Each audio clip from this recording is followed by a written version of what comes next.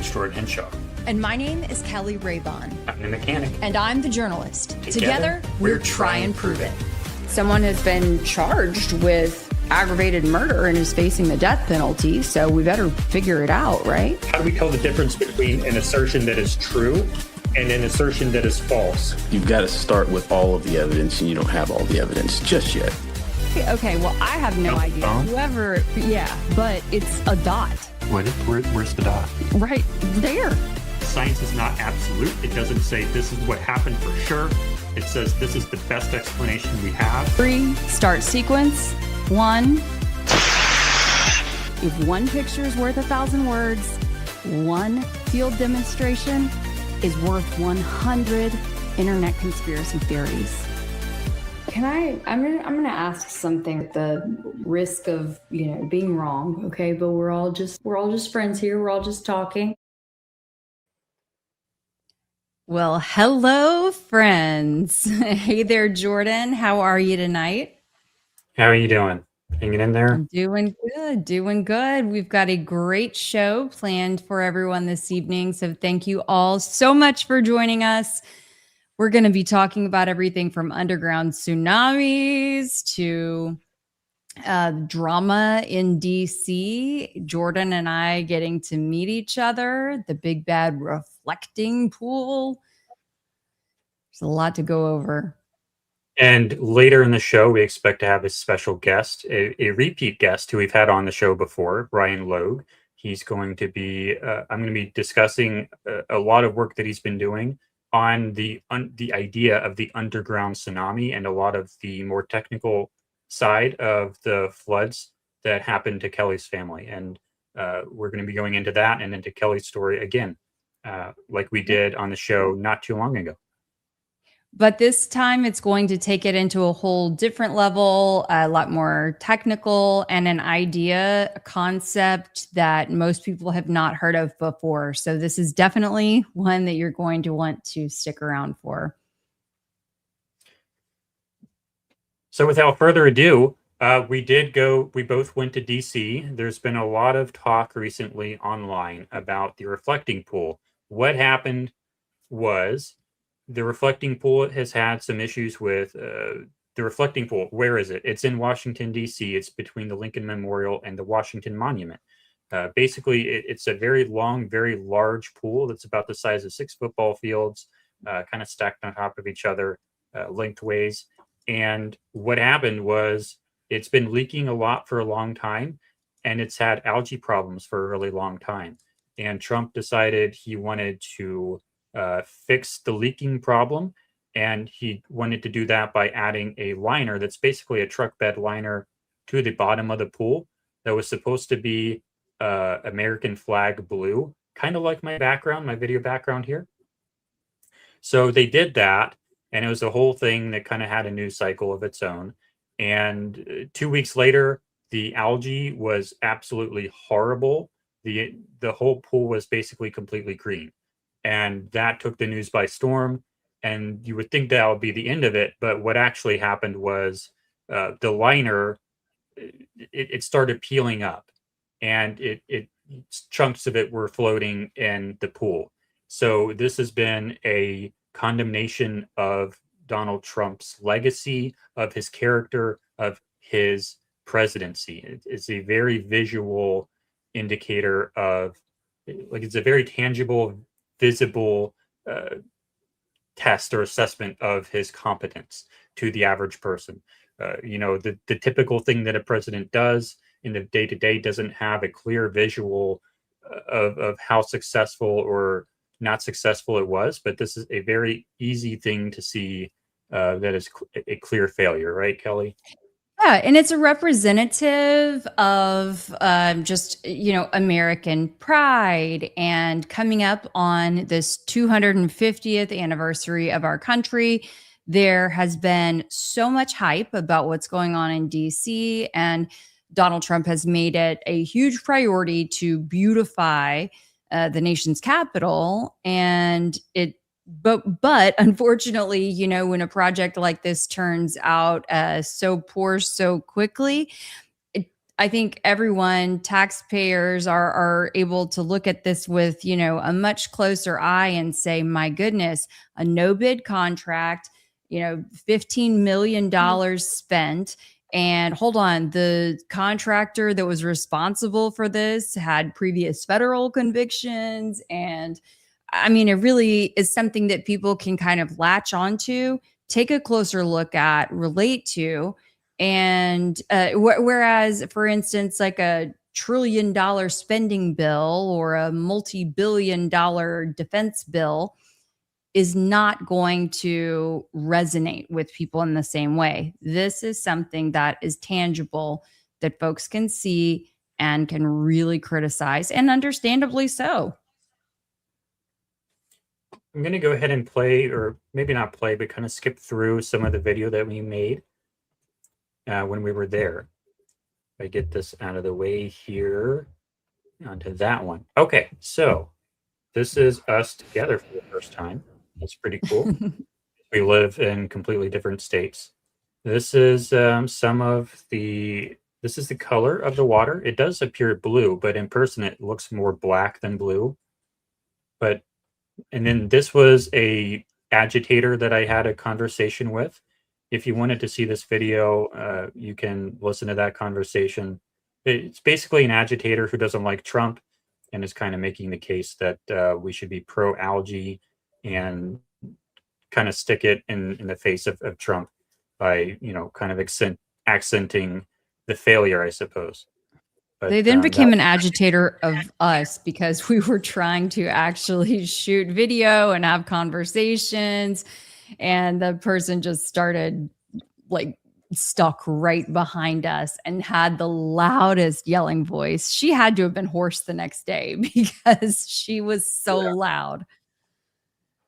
And what we also did is we also talked to some of the police officers and some of the military people who were there about what the rules were, and if we were allowed to touch the water. We were not allowed to touch the water. We were not allowed to touch the liner.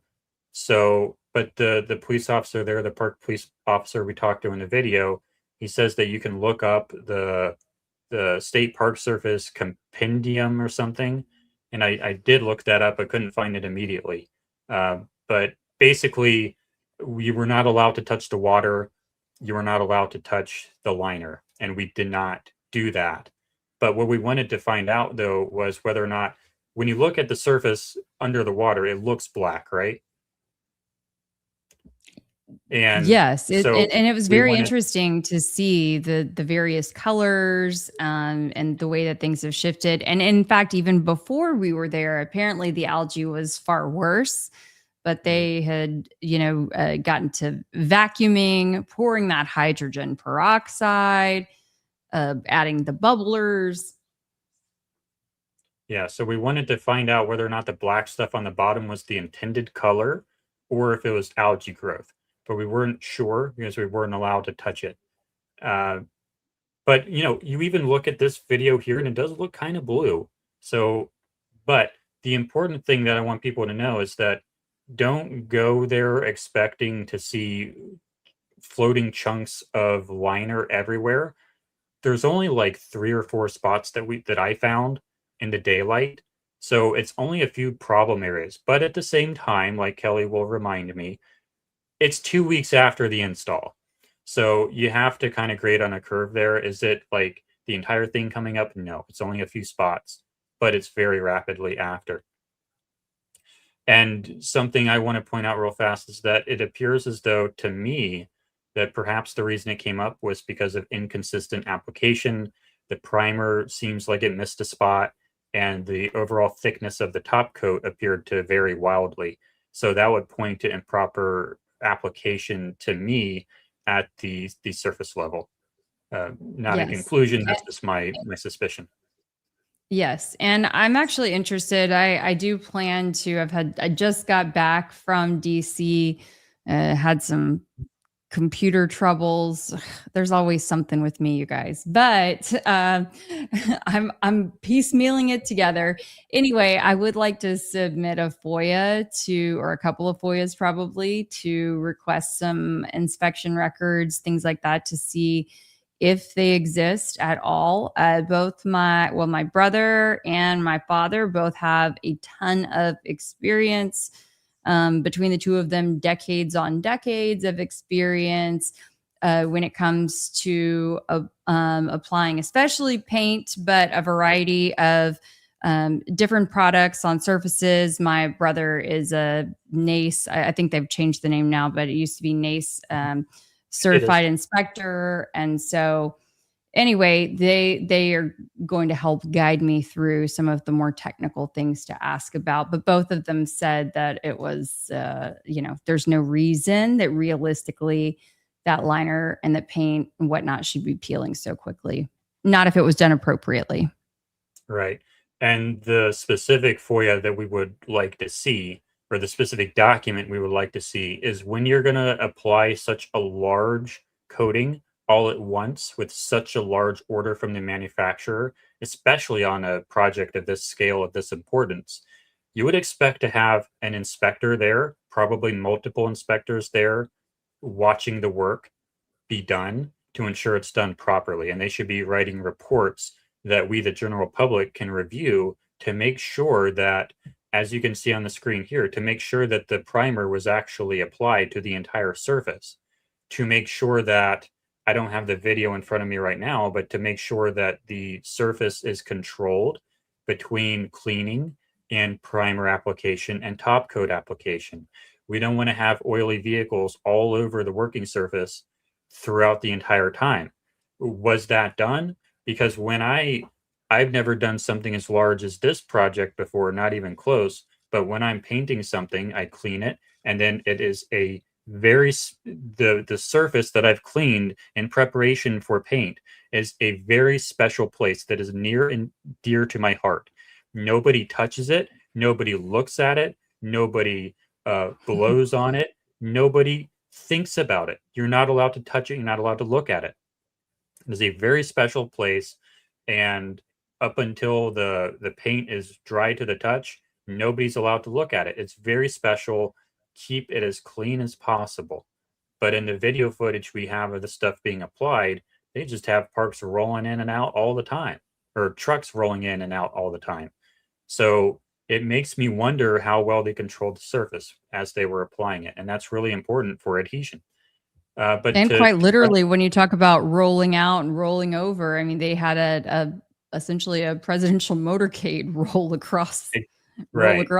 So, oh gosh, you just have to wonder how closely application instructions and protocol was truly followed, and if those inspection reports were actually conducted and filed, or if, like so many government projects, corners were cut.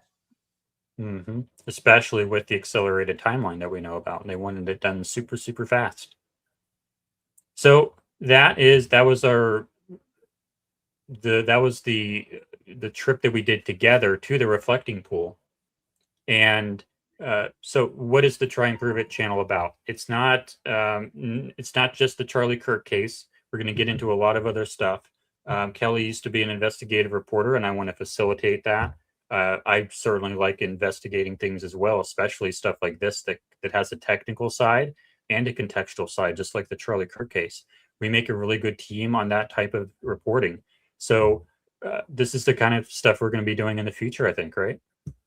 Absolutely. I like that. Reminds me of the logo that we've created, the kind of the yin and the yang, but it fits together.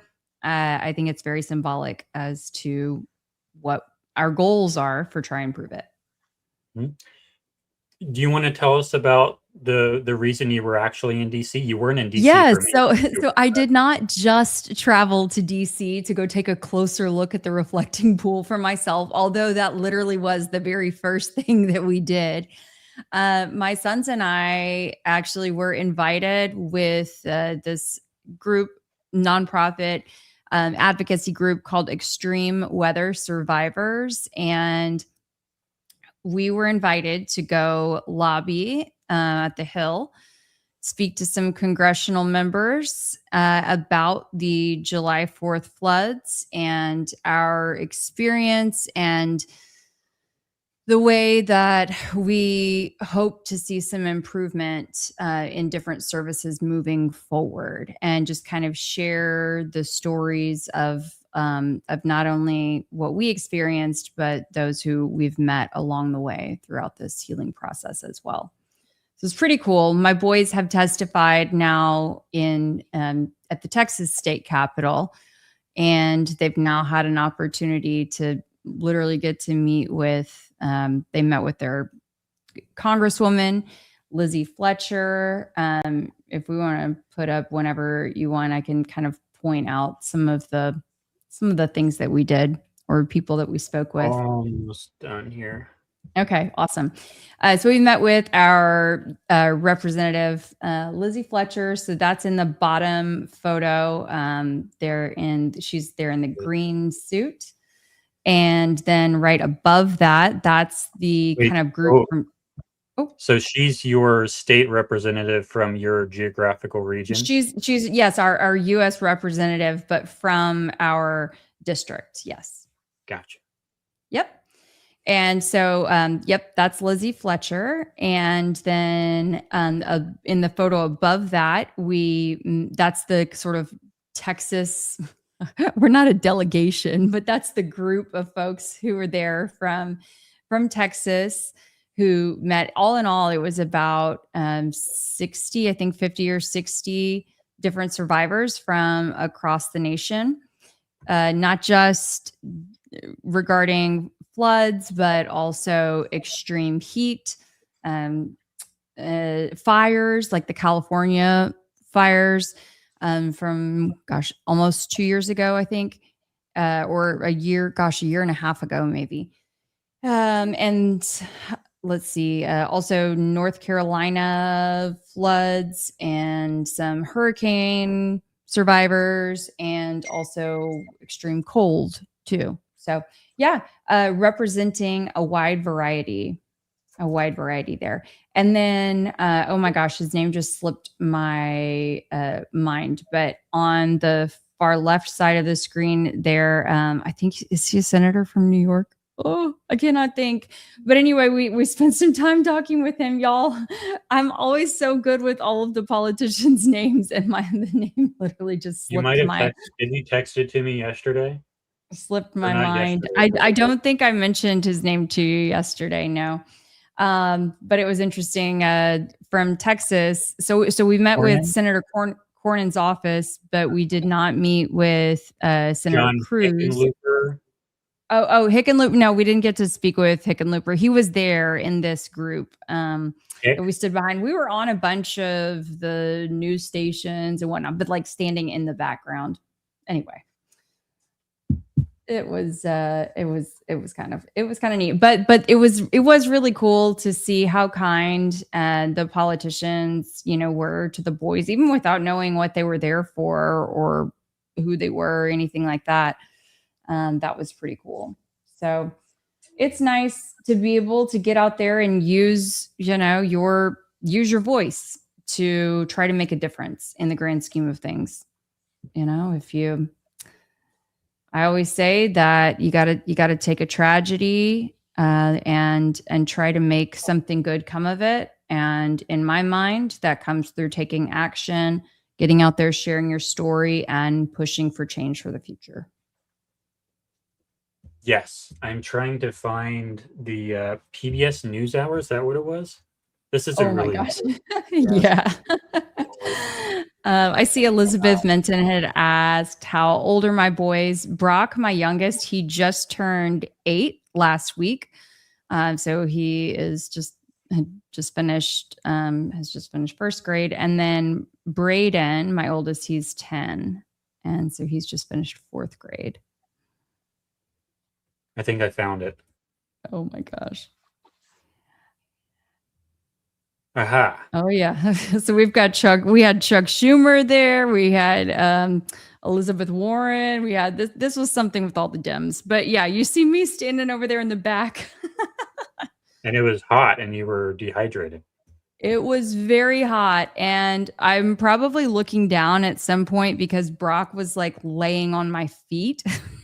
And I was worried that if the cameras by chance had taken a wide shot, they could have seen him laying on the ground. And so I thought, oh my gosh, this is going to be so embarrassing.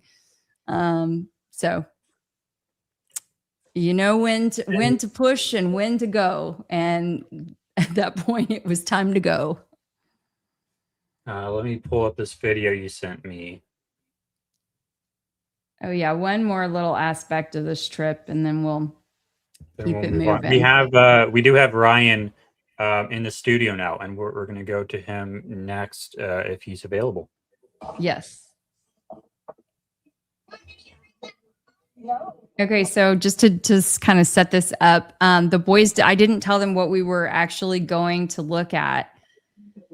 But in the background, you can see there is the U.S. Capitol, and here is a whole lot of artwork. And it turns out this piece right here, the dark blue, yep, that's the boys. That's Braden and Brock. And so this was part of what they called Stolen Summers exhibit. It was up in front of the Capitol for about, interestingly, right between where this exhibit is set up in the Capitol is the Capitol reflecting pool, not to be confused with the other reflecting pool along the Lincoln Memorial reflecting pool. Yes, thank you.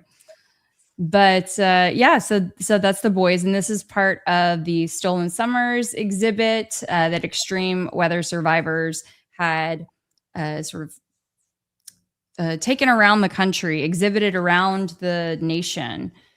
To raise awareness. And I will never hesitate to point out that if you are a young child or any person really, and you intended to reproduce this in real life, please don't. These kids would be dead because that's like 7,200 volts of electricity. Those are electrical primaries. Those are extremely dangerous. Do not approach those power lines, please.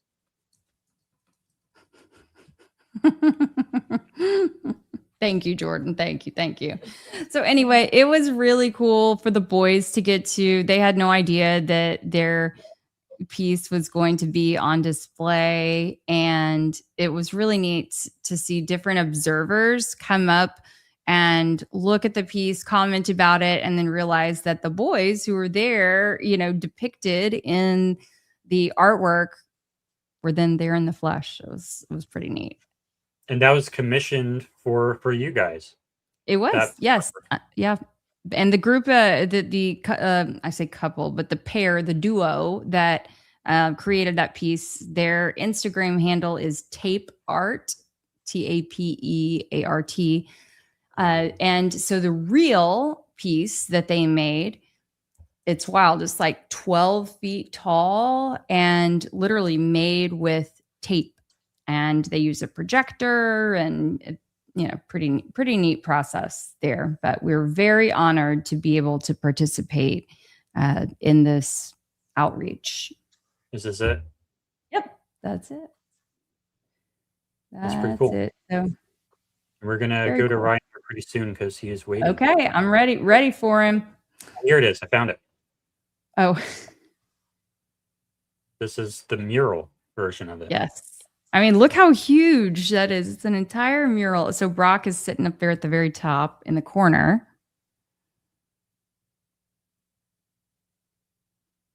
Is there audio on this? I feel like there probably is. There was. But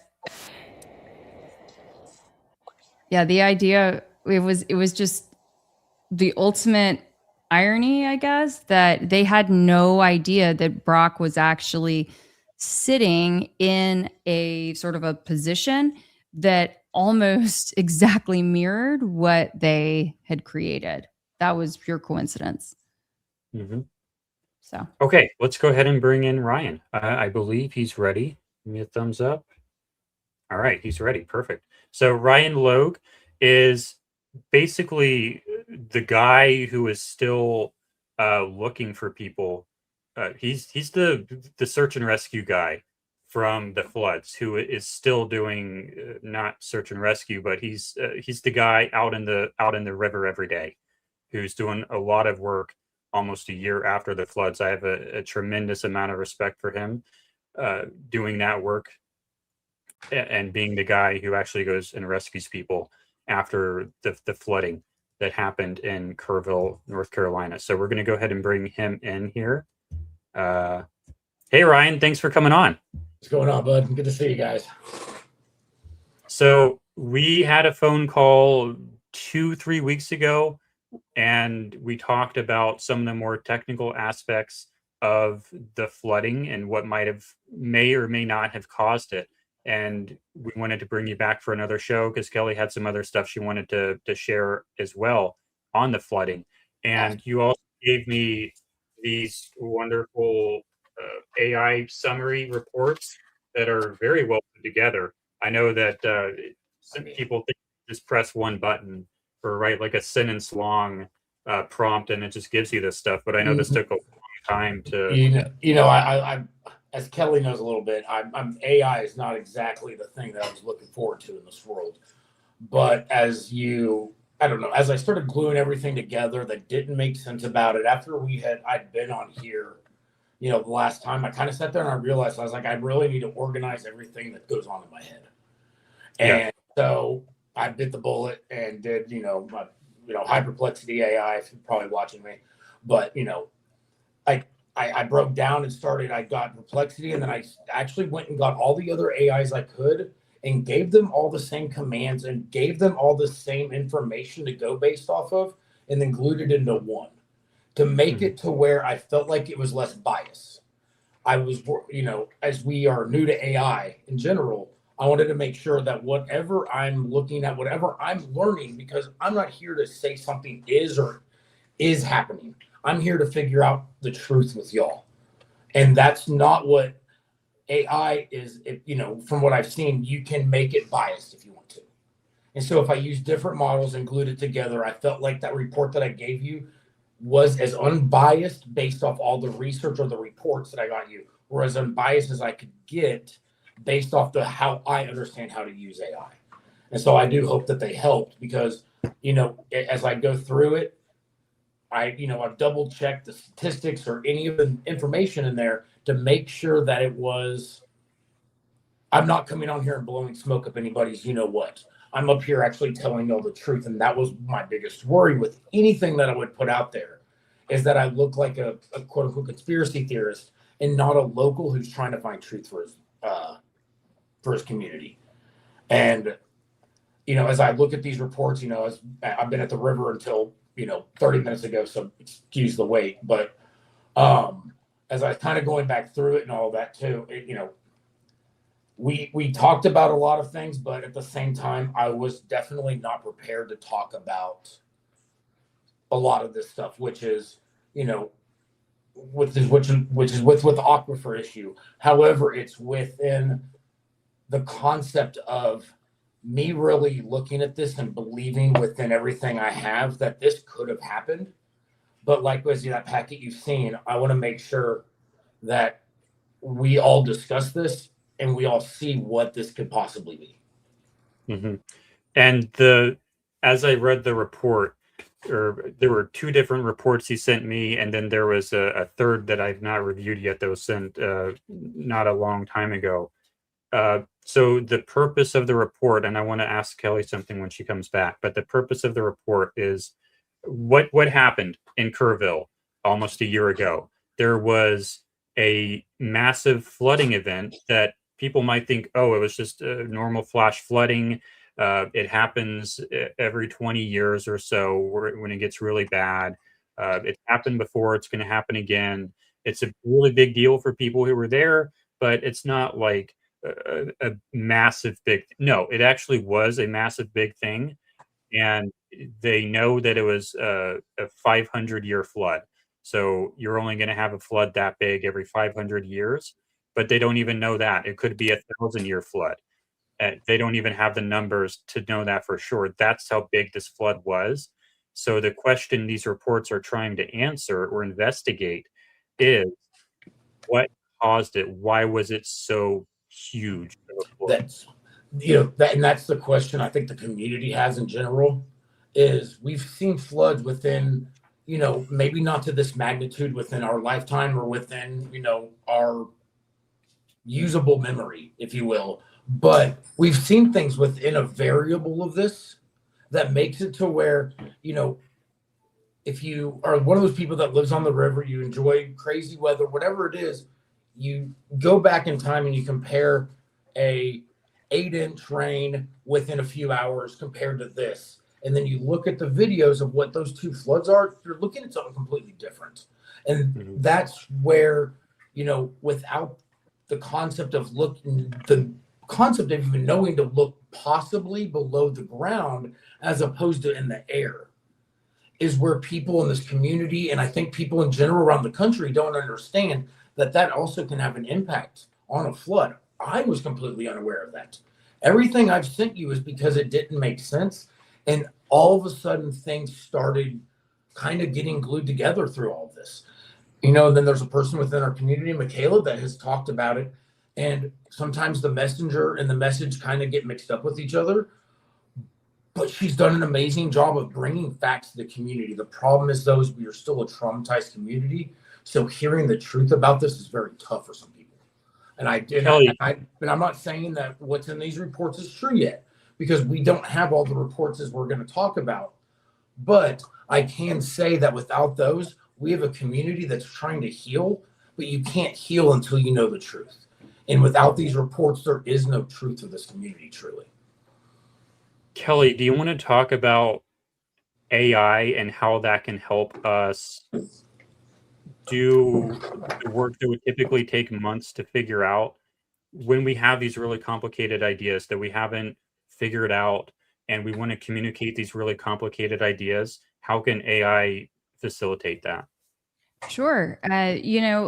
AI, I always say that AI is one of my tools in my toolbox. I never rely solely on it. And as Ryan is saying, it's certainly a way that can help you hone your messaging toward a certain audience, or to convey a certain idea, or it can, it is as good as the prompt that you give it, right? And using, technology that can literally scour millions, billions, whatever of pages in just a matter of seconds. And if you are able to, kind of craft, your personal AI that you consistently use in a certain way, then it can help you just really, really dramatically. Everything from the kinds of questions that you want to ask. I mean, you can play devil's advocate with your AI. It doesn't just have to give you exactly what you're looking for. You can ask it to, punch every single hole in your argument. And that's what I tried to make it do here. Like, as you're saying this, like, as I'm looking at it, like, I realized how much I've changed this, because I made it take information out because I couldn't find its verification for it. And that was where, AI, yes, it is a good tool, but like when you're saying, if you try to shift it towards a message, then it will try to go towards that message. And that was the last thing that I wanted it to do for this. Now, if I was doing something, I don't know, if I had political beliefs or something like that, I guess I would do it that way. But with this, I realized, like, that message, if you start trying to prompt it towards something, I could have prompted it towards almost anything. Not almost anything, but anything within reason. I realized that you can't, like, I realized that it kind of stopped doing that at a point with that I had to go to these different places. So it comes to, like, when we go through the report, or when we go through how we're going to do this, all of these different things at the beginning were different AI systems. So I got all the research and I glued it together, and I go, what is the possibility of this possibly happening? And then I put it all back into all of those same systems, and I go, confirm this. All of them confirm it. They said it's a possibility based off of the missing reports. My biggest, not fear, but what I never want to be is an advocate for something that's not true about this flood. We've seen so much disinformation and misinformation and how they're attacking Camp Mystic when Camp La Junta based off the timing and stuff, did way worse of a response than Camp Mystic did. We've had so much disinformation that I'm not going to come onto a podcast, and I want to make sure that what I'm putting or what I sent y'all has all the truth in it. It may even be missing some, but at least it has it in there. The objective is to prevent it from happening again. And if we have bias, then that doesn't help. 100% Yeah. And it is. Yep, go ahead. No. Well, I was just going to say it's worth noting that, the last time I had said, Ryan, I'm gonna say this because I don't live in the community, and so I don't have to worry about seeing this person at the grocery store or getting side-eyed, at the gas station by someone who's going to be upset. Because you guys have to remember, this is, while it was a huge tragedy, it is a small community in the grand scheme of things, right? And so Ryan has to live next to all of these people. So I think that for him to stick his neck out and talk about something that does make people feel uncomfortable, I would say is, it's a big deal. As you know, a bit of my history, Kelly, that's a hard part of what I'm doing right now, is being somebody that could actually say something controversial.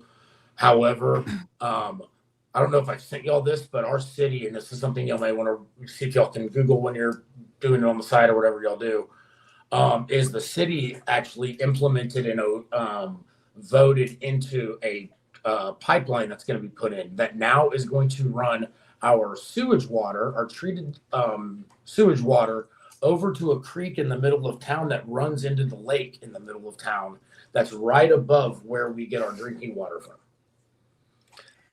And that's part of this report. Then that's so anyways, but yes, the reason that now the reason I was saying that though is because I'm not worried about what people think anymore. Like the first time I was on here, I was a little worried about it, to be honest with you. Since that last time I was on the show, there's been a lot of things that have happened within the community to where that fear is not nearly as prevalent. So I'm ready to make sure that the truth is coming out. Well, let's go for it. Okay. Yeah. So as I read your report, I'm thinking about how do we explain, do we have that? I want to pull up that video so I can sort of show what we're trying to explain. That's exactly what I was thinking, Jordan. Yeah. I can effort that real quick. The objective, but I think for the folks who have not heard, about not only just this concept, but can you just kind of briefly and succinctly, Ryan, lay out, what happened on July 4th? Yeah. So in those early hours. So July 4th, obviously, we had the massive flood in Kirk County, up along in between the south and north. So the Guadalupe River, up near Hunt, Texas, or in the middle of Hunt, Texas, veers to the right and to the left, if you want to call it that way, and it goes to the north and south fork. In between the north and south fork is, I believe, if I remember right, 200,000 acres of hillsides that all feed into the north and south fork. A majority of it feeds into the south fork, and where that rain sat for, apparently, from what I've seen on the reports, a couple of hours, most of that fed into the south fork. Apparently, it was upwards to 18 inches of rain. However, most reports that actually have come out officially, from what I understand, are 12 inches. During that time, that was about 1 in the morning that began. Between that time and 6 in the morning, the river changed from, I believe it was 500 cubic feet per second up to 950,000. If I'm saying this correctly, because I'm not looking exactly at my numbers right here. The problem, and so I say that, and so what happened is that, Camp Mystic, so the water came down, it rose. What they report is upwards to 40 feet. Officials reports say 20-something feet. There are areas where there's groups like Rampart Vigilance that, are still out there doing God's work, that have seen it, that it is that there are areas where it's 90, 100 feet up. And there are areas where water has come up over the hillsides as opposed to just through the creeks. That water came down and created a 14-foot surge somehow.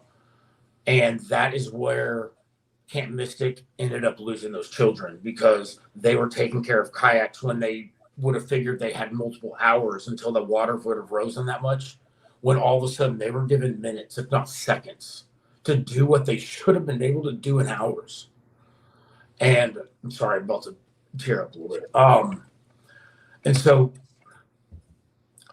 when this happened, but I was in center point, the water flowed. There was all the variables we talked about last time, and from the very beginning, I began questioning what actually happened. We lost 100 in there. They talk about we have lost 119 people from our community, from the state, from the country, from the world in this flood, specifically in Kerr County. 27 of those being campers and counselors from Camp Mystic, one being Dick Eastland, the director, the man who was the heart of that camp, passed away in this too. If he knew it was coming, he wouldn't have done what he did at that moment. He would have done something different, because he would have known that this was coming. He didn't know that. What the disaster of this flood was intense, yes. But there was more to it, I've always felt like, than this. And that's what this report is me not saying this is exactly what happened or it was. This is me trying to sleep better at night. Me being able to talk about this to other people. Like, I didn't make this to try to prove a point. I wanted this report so that we could all try to either disprove it together or prove it together. Because otherwise, I have a community that, I don't represent. I'm just a dude that lives on Leland. I'm nobody. But at the same time, if I can tell people that, what, this is really what it is, and that we can make this stop by making the city stop pumping water into an aquifer system, then we can stop doing it.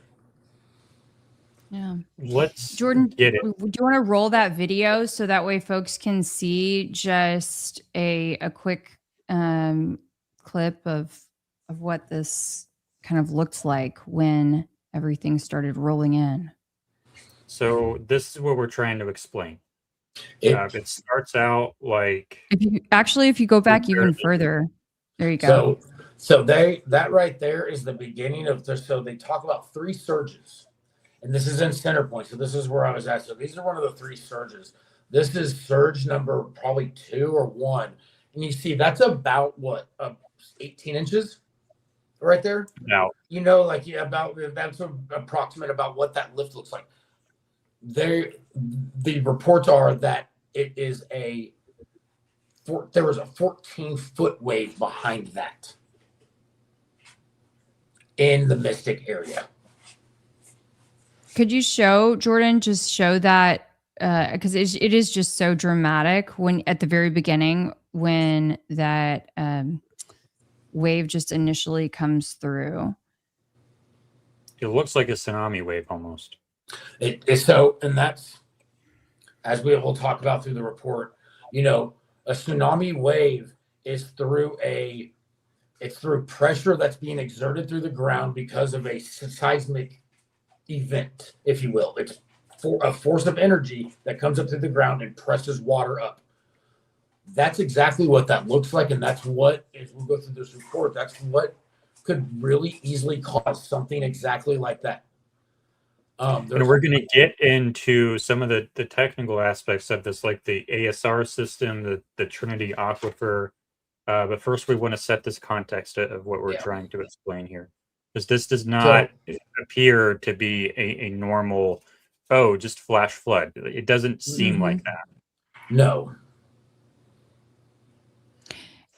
And we can link this video afterward because I know a lot of people get very curious about this video. What's so interesting, one of the other things that's very interesting about it is that this person was rolling the entire time. There are no breaks in recording.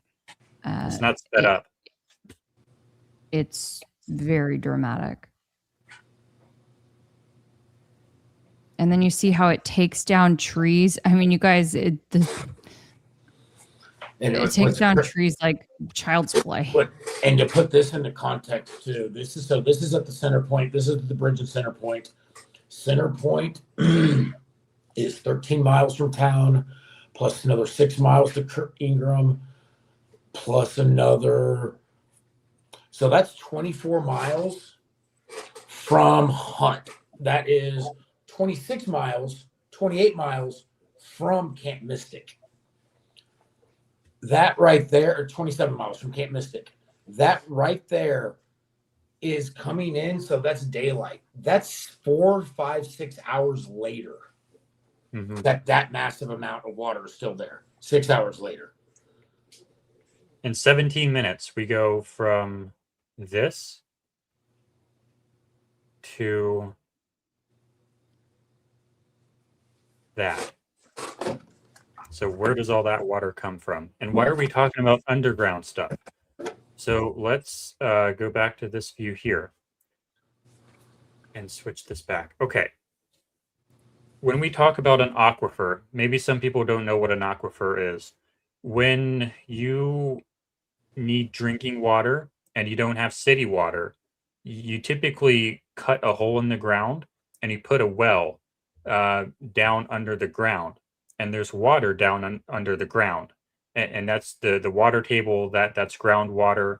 Would it be correct to say that that's basically what an aquifer is? It's just a large aquifers are an underground series of caves or rivers and streams that are just underground. Most of our rivers and our lakes, for the most part, in this world, are above ground aquifers. They're where the aquifer enters into the ground, or becomes ground level. That's what a river and a stream and creek are for the most part, or at least there's where part of it comes out and then it flows water out of. So yeah, that's an aquifer system, is a cave system that is contained. Now, the aquifer system in that area of Texas, actually over a very large portion of Texas, that's the Trinity. The Trinity, I had it up here, but it disappeared. Yes, the Trinity Aquifer. And how big is that? So you've got the upper, lower, and middle Trinity, all separated. One separated by, what is it? The Hostin sand and a certain type of limestone, a Sligo limestone.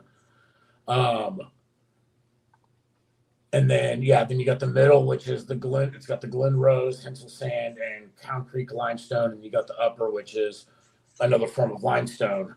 And these are all just separate layers of pretty much different rivers, but separated by different shelvings that go underneath. I mean, not all of Texas, but damn near a good portion of it. Or at least west and central Texas. Is this a good representation of it? That works. And which one is it? Is it the green one? That's going to be the green one. But you have overlapping though. So with a lot of this, so how ours works here is that we have overlapping with. So we're finding the exact. Oh shit! What did I just do? My computer. There you go. So these are the different aquifers in the state of Texas. The green one is basically like a massive underground lake tunnel system. It's an underground cave system. So the Trinity Aquifer system is what they call a karst system, Karst, and that means I'm gonna actually make sure I'm not screwing this one up. But yeah, it's limestone and dolomite rock formations underneath the ground, and as acidic groundwater goes down into the the entry points, or the what do you call it? Like where a spring head would be, those are not just exits, they're also entry points. When it goes to any of those, it goes in there. But when it goes underground, water alkalines. So you have alkaline water for the most part after a certain amount of time. Well, when it first goes in there, it comes in acidic. When I hear the word alkaline, I think of a battery. What do you mean by that? Alkaline meaning there's alkalinity, there's acidity and alkalinity. So it's Okay. not acidic water. After a while, like if natural spring water is very alkaline, treated water, because it's got chlorine in it, potassium permanganate, all of these things, it is acidic because it's been treated. It's got a low pH on it instead of a high pH. You want high pH water because human body, nature, all of that runs off of a 7.5 to 9.5 pH level. When we're injecting water into there that is acidic through the city, through, just from water runoff from our streets and all that, you acidify the water. So you're now making acidic water. Here, I'll give you an example. My daughter peed on this very bizarre story. My daughter peed on a limestone boulder when we were at the park one time. She was sitting there. She was like 4. She peed on it. It burned her legs because the acidity from her pee hit that limestone rock and burned her legs. That's how much an acidic liquid can have an effect on limestone. Limestone has a very hard reaction to it. And so our system, as water enters in from even the groundwater, though, that's just acidic enough that it breaks down these aquifer shelves, these limestone shelves, and creates cave systems throughout it, creating creeks, streams, and all that underground. Now, alkalinity, I remember from my pool certification, they teach you a lot of chemistry when they teach you how to operate a pool, whether indoor, outdoor, spa, whatever. The total alkalinity is a unit that we measure, and that's the resistance of the water to pH change. Is that correct? Okay, you just got real scientific on me. The terminology. If you have to think about high, this. If you have high alkalinity, that would mean that the pH isn't going to change rapidly day to day, right? No, so a high pH level. So you have neutral pH, which is what 7.5 or 7, and I think it's 7. It's neutral. And once you get into the acidic level, which is down, your water is more unstable at a molecular level. If I'm getting this correct in my head. And so if it goes alkaline, like you're saying, though, yes, it is a more stable substance at that point. Because that acidity, like if you have city drinking water and you see how it like corrodes your dishes, how it breaks down the pipes in your house, that's from the acidity in the water. That's not, it's from, the other byproducts in there as well, but a lot of it's because you have a very low pH level within your city water. And this stuff matters because we're talking about the aquifer's ability to accept or primarily to accept water, right? So so on the night of the flood, where the question comes in that I guess I'm here talking about is, so our city has what they call an ASR system, which is our ASR, aquifer. Wait, it's an ARS. Aquifer recharge system. ASR, or aquifer storage and recovery. Sorry, we have an ASR system. There we go. Sorry, right. I got two things mixed up. People think I'm book smart, but I'm not book smart. Yeah, no, y'all do this really late at night, by the way. This is not like if y'all did this is like 7 a.m. Shit, I talk a lot, but I'd talk even more. Sorry, we're night owls. Yeah. But no, so what our city does is we take groundwater, water out of the Guadalupe, we treat it like as if we were going to take it and turn it into city water, and we pump it all the way back up river into well systems throughout the Trinity Aquifer system. And what we're using, what we quote unquote use that for, is for if it droughts out, if we get a drought and we need water for the city. We are the only true ASR system in the state. San Antonio has one, but it's more of I believe it's just an AS system or an AR system. They actually don't, they're actually not planning on reusing it. They only repump it over there because for some transfer reason. The city, so my dog's making me better. Sorry. He knows you're stressed out, I think. Was that? That's why he came over. I think he came over because you were stressed out. He's a therapy Yeah, dog. she's like, oh, you're talking about the river again. Oh shit. So we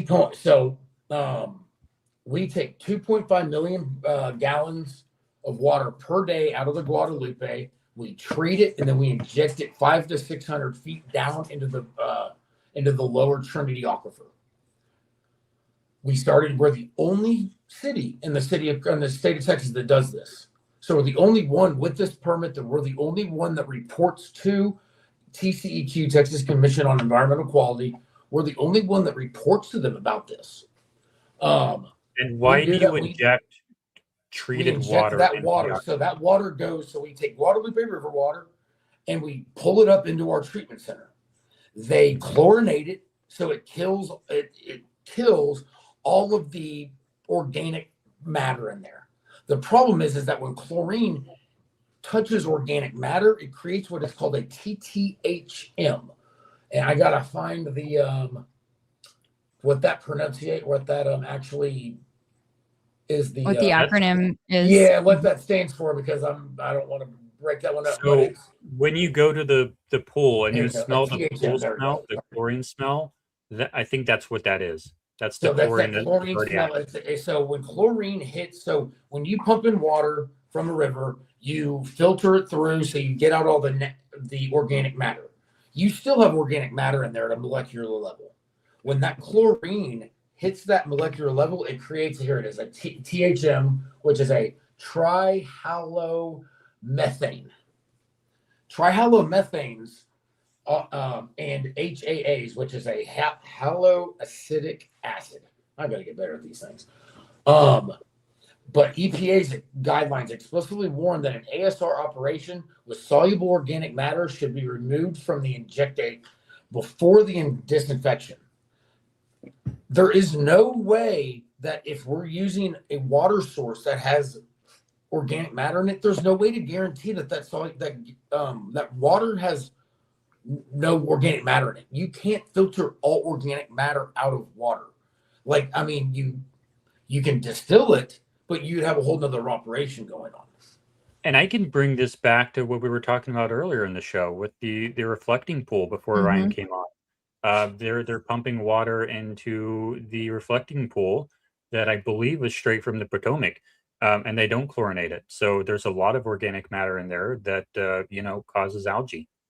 Yes, 100%. And that's where, and the thing is too, is that if you pump water and that's organic and then you treat it like we're just talking about now, that's where they're going to run into issues too. You can't just you can't take river water and just pump chlorine into it, because then you get a different reaction. You're getting different microorganisms that you're creating, that even though it's an inorganic matter mixing with an organic matter, you still get an organic or a semi-synthetic or semi-organic compound that once it gets put underground grows. Like, it doesn't completely go away. It doesn't just create an organism that just, it's one part of it and then it goes no more. They're very similar from all my research to like a mold, a mildew, what do you want to call it? Fungus, where it's like dark and humidity make it grow. Well, what is an aquifer system? Exactly that. Mm-hmm. So when we talk about the relationship between this stuff and the flood, what we're talking about is when it rains, from the sky, when rain comes down from the sky, the water has to go somewhere. Where it would naturally go is underground into these aquifers. So if we don't want to cause flash flooding, we want to make sure that the pathway from the surface, from the ground to the aquifer is unobstructed. So what impact does this discussion have on that pathway from the top level of the ground into the aquifer? So that's exactly why, I don't know, that's exactly why I have all of these questions, is kind of what you asked. So if you go into the reporting on, here, let me go to this real quick. Here, let me send this to you real quick. So I have one too. It's a breakdown of the reports truly needed. So when we pump this water in from the city's treat, when the city treats this water and they pump it up into this aquifer system, it goes down into the aquifer system. Well, when that chlorinated water that's acidic mixes with these or with this organic matter, like I was saying, it can grow, it can actually multiply. Like it doesn't just go stale underwater. What's happening here possibly is that it has now clogged certain areas where this water that once flowed through normally. It is now clogged up. Now there are areas being built up, and they have now created more pressure within this aquifer system to where water that was coming out of the sky had nowhere to go, so it had to run off into that river. It could not. So in a karstic system, anywhere from 4 to 12%, I believe it is, of the water can flow down and then enter the aquifer system. None of that, if the numbers are correct and from the missing reports that we have, if those numbers are correct, then we are missing. Then there was nowhere for the water to go. So 13% more water would have had nowhere to go.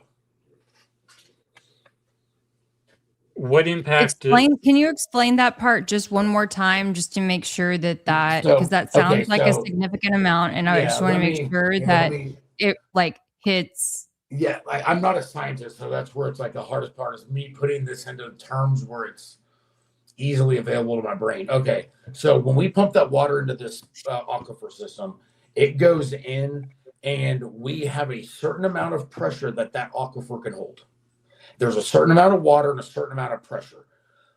The day before, on July 3rd, before they stopped reporting on that aquifer, we had pumped in it was holding the most water it ever held in its entirety, which was 1.03 billion gallons. That was the night before the flood. So the morning of the flood, when that happened, there was nowhere for that water to go. If in a karstic, what do you call it? In a karstic aquifer system, it has a lot of entry points, but it has a lot of exit points. So you have in and out. This had nowhere to go because it had nowhere to come. It was all, if it came in, there was nowhere for it to go out of because it was already getting pushed out. When we talk about this inland tsunami part, so if this was to happen, and I'm saying if this was to happen, when that water is trying to push into these aquifers, into these springs, it's going to put pressure on shelving that is already being broken down by acidic water. It is malleable at this point. It is, or what's the word I'm looking for? Not malleable. It's permeable. There we go. God, I sound like a scientist. It becomes permeable. So when pressure from below it comes up, it is able to, and there is proof of this in Spain, Indiana, Croatia, and one other location I can't think of right now where this happened. And there was so much pressure within this karstic system that it ends up bowing out the shelving of the top layer of the aquifer, which would, in this case, be the Guadalupe River. Do you know why the aquifer was so full at that time? That is, so there are, I've got to think it's about 6 reports. Really, no, it's more than that. It's, 6 reports that the city has not filed, or the state has not received. One being, so one of them is here it is right here.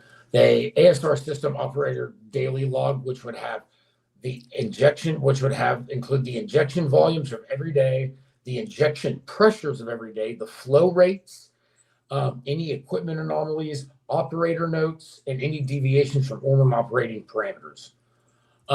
This is like a normal file that you would have, and that would be available to the state and would have been given. It's never been released. So there is one. So we are, let's see here, let me go through this. So we are missing completely the ASR monthly injection and recovery volume report. So, like what I was just saying, everything, the volume and the amount that was recovered out of it has not been reported. So they aren't telling us that they put this much out, took that much out. There's no way for us to know where that water could have gone because we don't know what kind of levels were in those aquifer systems. The quality reports have not been, so the TTHMs that I was talking about, those are, and the arsenic, all the levels, those have only been available for quarters 1 through 2 of 2024. And that's it. And those are disclosing and those are from when we started having violations of TTHMs over, we're getting violations of 87 parts per billion when 80 parts per billion is the legal amount. That right there is why I'm saying that this is possible in that way, is because when you have that many TTHMs that many parts per billion of TTHMs in your water, you are dissolving limestone at an exponential rate at that point, not just a smaller rate at that point. You are doing it at a exponential level. So if the THMs dissolve limestone, intuitively, that would make me think that would make the aquifer even better. Why is that not the case? So, okay, how do I think I can think of an analogy? I'm pretty good at these normally. Okay, so water's going to run through a tubing that has, I don't know, a softer substance through it. If it runs through that softer, just a pipe, and if he keeps running through that softer substance, that stuff is going to start breaking up. Let's say you put hot water through it, just like an oil, it breaks it up. Well, we're going to use the hot water as the analogy towards the acidic water. So if you have a clogged pipe and you start breaking it out slowly with hot water, you can do that same thing with acidic water. However, when you start breaking up, it creates mush. It's not just breaking it up and it not dissolving, and it's also growing, because TTHMs are organic compounds that grow. So you're not just breaking something down, you're creating a sludge that now can get caught up on rocks and grows, and then begins to harden, because if it dries out, then you are now creating a new impermeable wall, if you will. Mm-hmm. So the chemical breakdown that happens as a result of the THMs effectively decreases the permeability of the aquifer. Yes, and so all of a sudden now you've got flow rates going through one cave system that were giving water to certain areas, and now they're clogged up, and so now these certain cave systems are empty, and you're now directing water into other cave systems that are not as full. These limestone walls across these different aquifer systems, they're not stable. That's why there is limits in which you can pump the water and the pressure into it, is that there is a limit in which they can hold. And they are now, and what I believe happened, or possibly could have, I'm not saying believe, what possibly could have happened was that they overpressurized this. They had nowhere to go. And, we'll go into, we'll have to read it together. But I have a question. Yeah. You say pressurize it. Fluid cannot be compressed. So my question is, and pressure. So the air in the aquifer is pressurized. Why does the air not escape through the permeability of the stone? Because it is contained. From how I understand this, it is contained. But they still can pressurize it because it has to. So even though there isn't an ability to pressurize it with water because of, there's least resistance and all that, you still are going to have holding wells. There are areas where there are caves. There's no exit for any of this stuff. There are areas. It's not all of it, because if you have flowing water, obviously that's not a cave. That is part of the creeking or river systems under the ground. But when you have these caves that are completely enclosed in, once they start breaking apart is when they start affecting other well system parts to it too. Mm-hmm. It's hard. It took me a while to learn this, so describing it to you is still tough, only because I'm trying to make it to where people can swallow what I'm saying. But it's tough because it's so when we were on the thing last time, didn't we talk about the explosions that people had reported hearing? Mm-hmm. Yes, some really loud So I wanted to, now that I'm talking about these wells that are contained, that are pressurized, this is where I want to talk about those explosions, because as I went through this report and started plugging this in, there are reports in Croatia and in Spain when they had karstic pressure. It's a karstic event, or they have a word for it. It's at the bottom of this one, I think.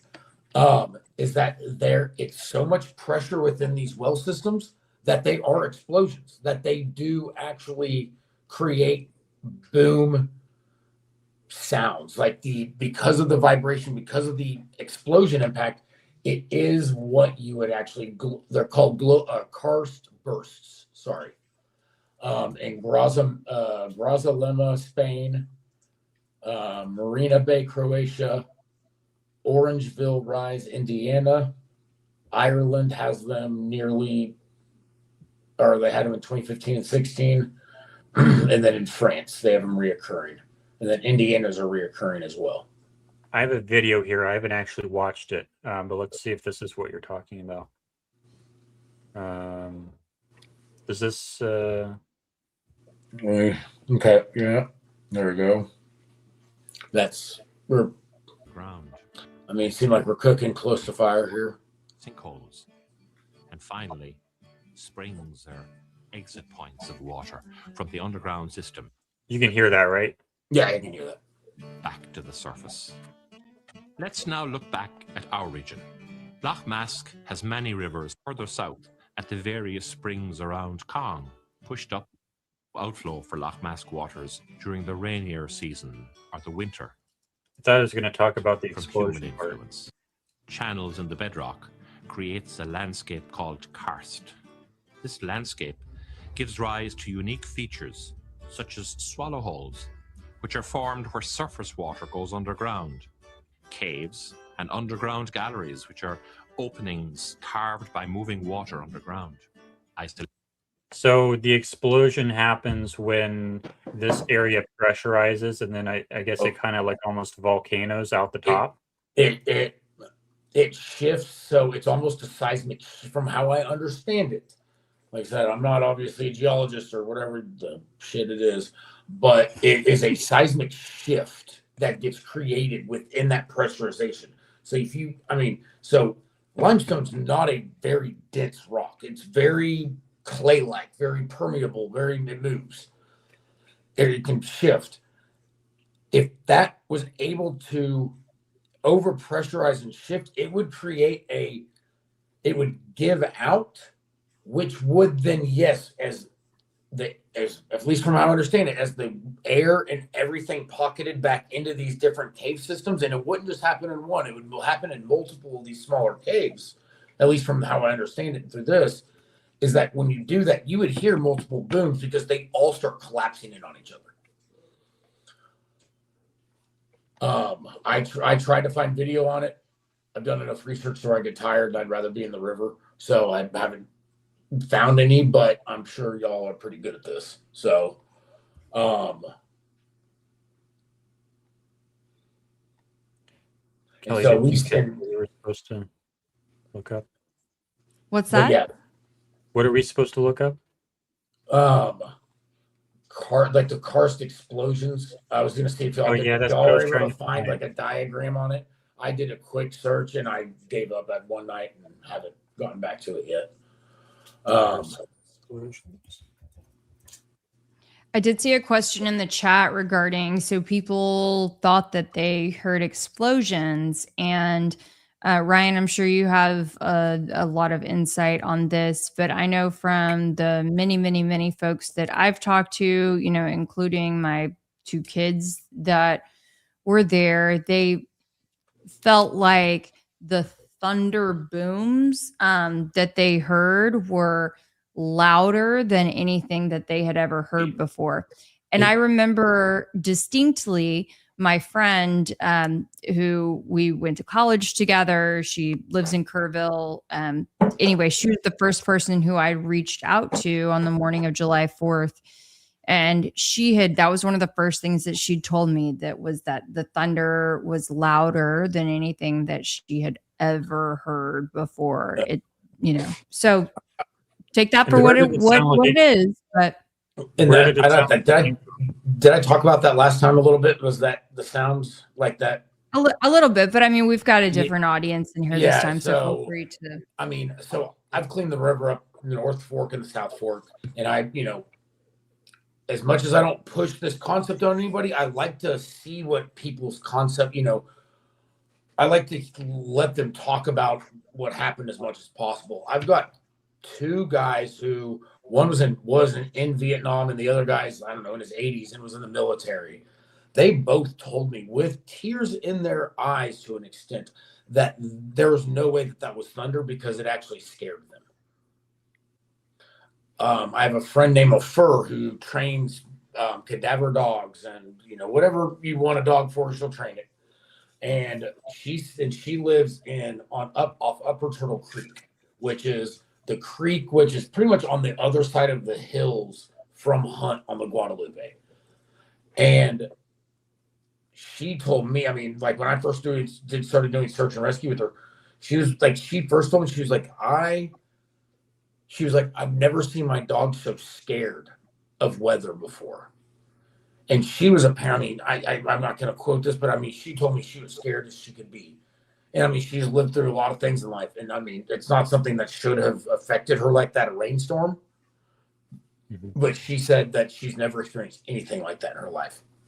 Like I've told people, I slept through it. I live in Kerrville. Once I'm out, I'm out. Like there's no up. And so it must be nice. It's a beautiful thing. And yeah, but no, the people that I've talked to, there's a guy I think listening possibly named Camden. And Camden was telling me that he was up at, whenever it was that he first got up, he heard a couple of those booms when they were going on, and he was on the phone with somebody. He was in Ingram, and they were in Mountain Home, which is about a 30-mile difference, if I'm not mistaken. About 30 miles. And they were hearing the booms at the same time.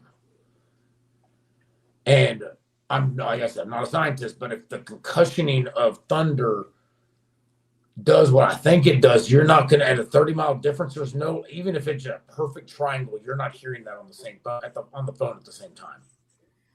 No. Well, I mean, if it were directly in the center, you would. Yeah, but the chances of that in the way that those two towns are related to, if I'm looking at the map and all that right here, there's no way that that thunder's in the middle right there, because that would have been out west of them or west of Camden, directly due west, and that would have been southwest of him or south by southwest due of him, something like that. So there's no way that there was anything close to a middle triangulation of them two, or with the two of them. So the basic idea here is it sounds like the thunder. Where did it sound like it was coming from? Direction from the South Fork. Is from how everybody described it directionally or navigationally. It was from the South Fork, as far up the river as you could have gone, and as far west in the county as you could have gone. That's where it was. Ryan, can you explain what that means for people who aren't familiar with what the South Fork? Map, I can. Yep. Yeah, we'll pull up a map of Kerr County. And would you be able to lean in a little closer to your computer?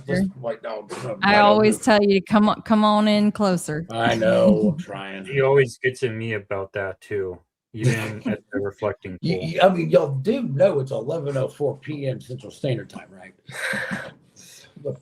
Somebody's got to get comfortable at some point.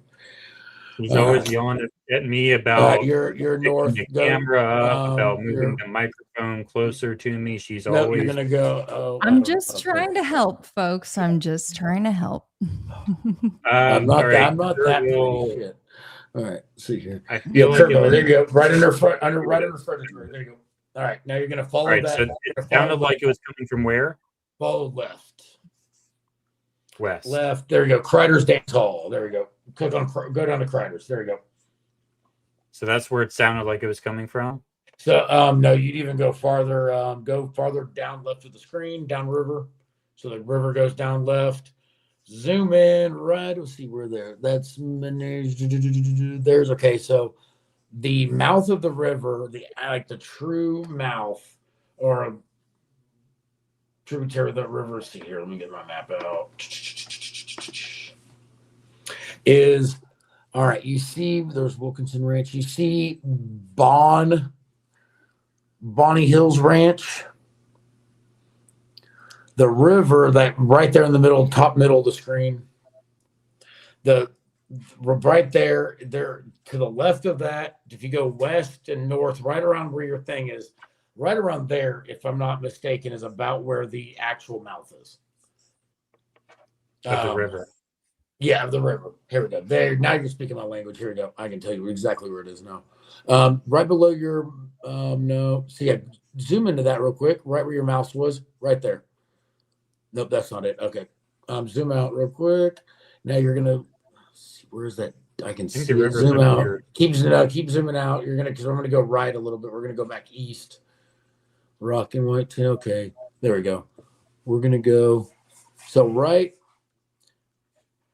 Okay, so here we've got to look at something else here. I got to pull my map up. Sorry, I got to do this. Okay, well, while you're doing that, I can just mention that. Let me pull this comment up from Tiny Loves Boston. But was it possibly not thunder? I'm remembering the Rainmaker mullet hair dude, by the way. So, would love to at some point, Ryan, discuss Rainmaker. Cloud seeding concepts, all that. So with that right there, so when the flood first happened, my theory was that this was cloud seeding. I was just like, these pieces of you know what, like they overdid it, like F them. But then there was the purple on my pants, the potassium manganate. There was all the little things that led me to like it was weird, something else. I truly question I always ask people. Okay, they've been doing cloud seeding what now? They filed the first patents for it in the 1920s? Is that correct? I think it was. I think in the 1920s when they first did the first cloud seeding patents. I mean, it was that long ago, or the 1940s maybe. I may have been wrong on which one it was. Anyways, they've been doing it for 80 years, I believe, the cloud seeding patents. It's about 80 years now. Why, after 27 girls die and 119 people die, 1950, okay, I was off by a couple of decades, whatever, little details. But why, if they've been doing this since 1950, why all of a sudden come on TV the day after these people die and say, oh, yeah, we were there, but we didn't really do it that bad? I mean, y'all have researched enough things to realize that they like us to look in the direction that we're not supposed to be looking. I don't think this was a cloud seeding thing as much. I think they wanted us to look up at chemtrails and go, oh, it was the big bad chemtrails when it was right below our feet. I don't know if that's called a false flag, what you call that, but it never makes sense. It's a distraction. Why when I'm out it's the like field. George Zen. Yes. throw up something. Yes. Looky here. I did it. Well, Ryan, I did want to let you know that you were not off base by thinking of 1920 because there was a weather modification patent that traced the idea of artificial precipitation back to at least an April 27th, 1920 patent. So, and it involved the term rainmaking. So you were not off base there. But yeah, never take like when you do an AI Google search and it just gives you an answer, like an AI answer, never just believe that. Oh yeah. Oh no. So yeah, did they change this? No way. But I do want to also mention that it was quite suspicious to me. Y'all know I don't think I'm a conspiracy theorist. I think I'm a critical thinker. Okay. The important distinction there. But it is very interesting to me that Sean Ryan, big podcaster, sort of CIA contractor aligned guy, okay, had on Rainmaker, CEO. For people who don't know, what's Rainmaker? It is a cloud seeding company. Okay. Okay. So had on the CEO of Rainmaker in, I believe it was June, just a few weeks before the July 4th incident. Okay.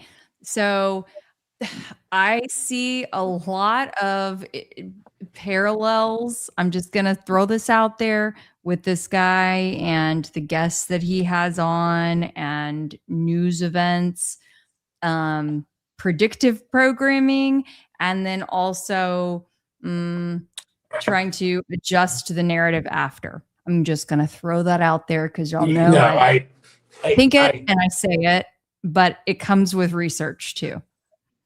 I never believed that this I thought honestly would have thought it would have been cloud seeding until I heard that they talked about it, and then my little spidey senses go, no, you wouldn't talk about this after 130 people at that point were missing and all that. Like, you just don't do that.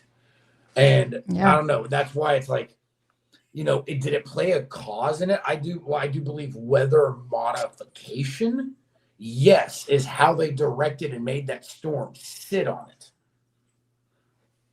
Am I wrong? Maybe. I don't know. Do I believe that in my heart? A little bit. I do. If you watch this Doppler on it that night, and you watch how it vibrates, how it does all these things, that's because of frequency signals that they can send from those radar systems, those Doppler systems. If you look at the weather modification actual patents and how they have made these, how they do this, that's all it is. They can send those frequency and vibrate these clouds into one position for a certain amount of time if they want to. I mean, that's not me watching too much Twitter. That's me actually reading their patents. And so that's where it's, I do believe it had something to do with how much rain we got, but we can get that much rain. Yep. As I just have to call out, Sean in 1985 says, but they're also known to say it right in front of our faces without saying it. Well, that's why I wanted to make sure that I made mention of. Yeah, I'm not saying that it didn't have nothing to do with it. I mean, obviously, if you watch the video, if you watch the Doppler and you watch it frame by frame, either they were sending serious frequency vibration signals into it, or they added it in there, or it was implanted into the database. To say that there was 18 inches and there may have not have been. Like I said, I'm not here to say any of those things. I'm just saying that I did have a part in it. I just don't think it had there was no way with the ability to how much rain and how much of a surge we got that it was just purely from that little bit, not little bit, but that one rain source. Because we've seen 8-10 inches around here. We've seen it. It didn't do that. Mm-hmm. And what Emily L. in SC is saying, I think they did both, and what they sprayed enhanced the frequency. Well, and so when you put heavy, so all of the things that they spray into chemtrails, they're heavy metals, barium, all the things. You can control heavy metals through frequency easier than you can control just water itself. So if you add that water or those heavy metals into precipitation, you can then control it much better too. That's why they add those heavy metals. Not just because it makes it coagulate and fall easier. It's also because it's easier for them to control through their vibrational systems, if you will. Mm-hmm. Ryan, do you think do you think sort of made painted the picture, I guess, of what all you feel may have happened, may have led up, based on your information thus far? Are there any pieces to this that we have?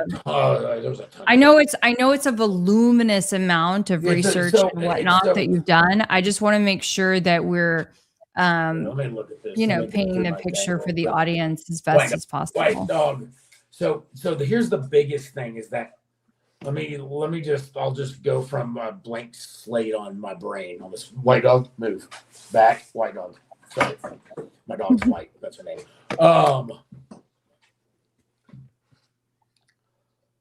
all of these things about the aquifer system, how much water was injected, what kind of water was injected, how quality of the water was it, what was the pressure, what were the rates, what were all of these things. The reason that it bugs me and the reason I'm here and I created a report for Jordan and you is because all of the information that would satisfy us as a community saying this didn't happen is not available. That's why we're here. That is the biggest question we have is where are these reports? Why are these reports not here? I have a question about that. So for people who missed the context here, you have, is it monthly reports or like monthly, quarterly, biannual reports? Annually. Monthly, Annually? quarterly, and annually. Okay. So these reports are missing. The last, I think, 2 of them are missing for this aquifer.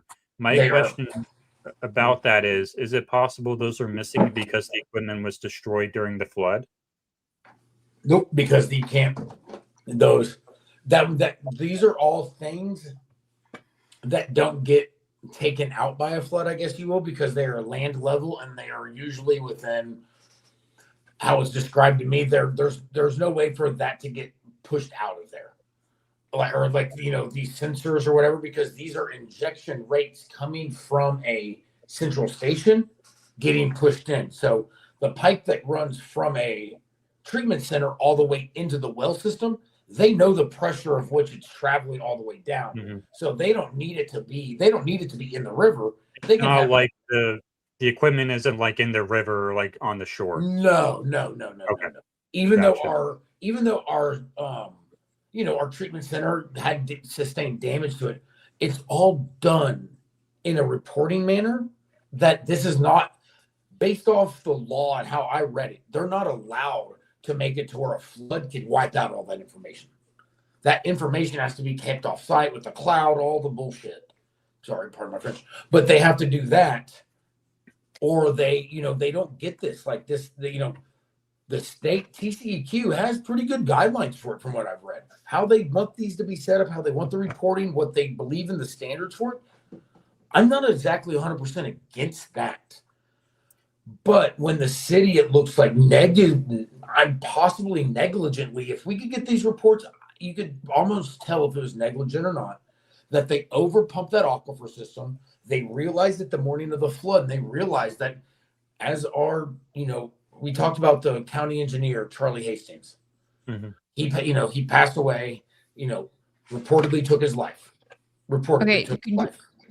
Ryan, would you mind, because most of our audience is not going to be familiar with that. So do you mind just kind of giving them a little recap on that situation? I talk a lot and too much. That's okay. That's okay. It's going to be okay no matter what, but yeah. Okay. What's it called? So Charlie Hastings was the Kerr County engineer. He was our county engineer.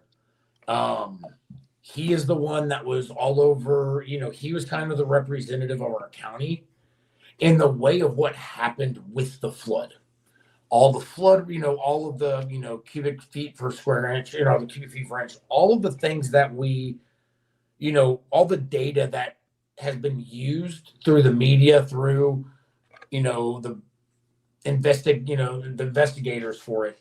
He was the one that had compiled all that data. He knew the flood maps. He knew the water rises and all throughout the county. He knew all of it.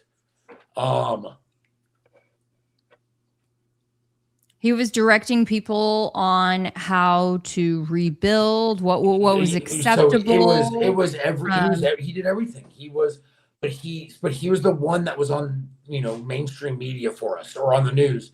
He's the one that described it, how you have inland tsunami up there. He's the one that was the first person to say that in hearings. What do you think he meant by that? I believe so. My personal belief, if I have those reports, I'll repeat it again. If I have those reports and they said that there was high pressure, all the things, my belief is that when that cave system, diagram that we're looking at, when it exploded, however you want to word it, when it did that pressure, so it's going to collapse down and it's going to create a rebound what do they call? I read it too. It's a rebound pressure or a rebound force or something like that, and it's going to push up just like if you have an earthquake underground. So it's a seismic event, and when that happens, it pushes that pressure up, and it probably pushed up, I'm guessing, a very large cracking I've found throughout the middle of the river. And that's how you get a tsunami wave from That's how you something get a underground. tsunami, is that you get that force up and it pushes that flood water or that aquifer water straight out in one big thing, because you still, like you said, it's the path of least resistance. So even if a dam broke, unless that 14-foot surge would take I think the AI said it was like a 130-foot dam or something to create in the Guadalupe River a 14-foot surge because of the path of least resistance. Like, you just wouldn't get that because you couldn't even get it. I mean, it pretty much debunked a 14-foot surge from like a bunch of trees that were bound together that broke apart. I mean, it debunked that one quick. And also, I see some folks in the chat were wondering, so, this guy took his life. Ryan, didn't he have, 5 or 6 kids, kids? and I mean, a wife. He was a very strong Christian who, I'll say I believe in different types of Christians. He was the type of Christian that believed that, like, if you, from what I understand, if you believed that you committed suicide or you took your own life, that you did not enter into the gates of heaven, if you will. That's the kind of Christian that from what I understand, he is, or he was. And that right there, there's a lot of things about him. He's the kind of guy that even through all this, he was giving everybody hugs. Like, if you talked to him down by the river and he saw you while you were searching or doing whatever, and he saw that you're having a hard time, he prayed over you. It doesn't make sense that he passed. However, the day that he passed, he passed, is the day that the Texas Rangers filed the paperwork in to start an investigation into the actual flood itself. A criminal investigation. Into the flood itself. That's another area where I'm filing those open records, the Oprahs, for. How do you file a criminal investigation for a natural disaster? That's what I'm trying to figure out, though.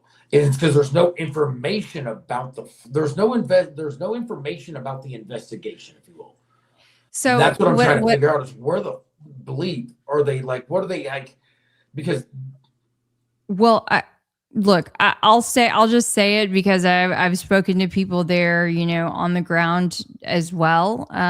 When talking about how can I get some of my boys' things back, etc., or why the camp that they were at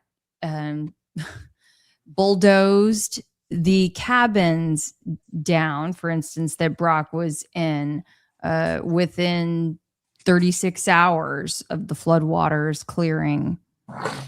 People said, well, if there's no evidence left, then it makes it harder to prosecute.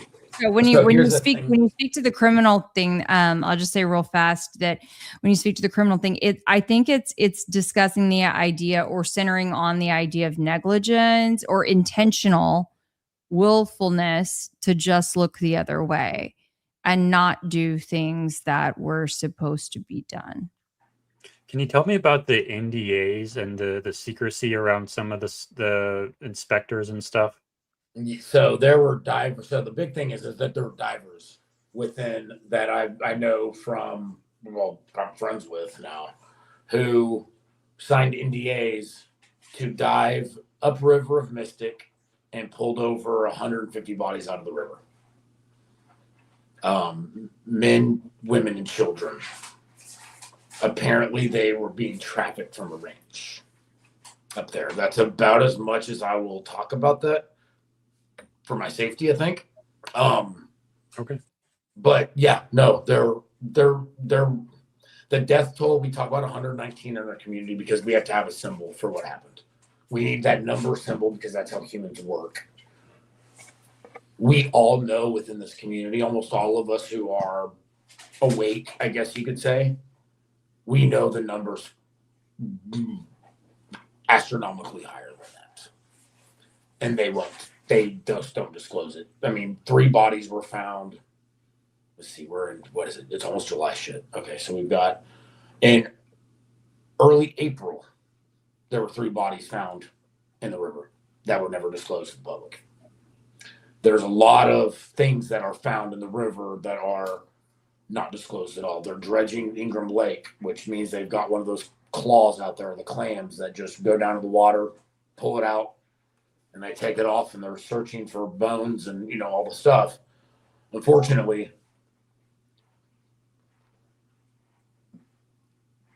apparently they have now put out the word that the reason that they're still there and they're not letting us drain the lake is that they're finding so many bones that they don't want the people to have to go through it.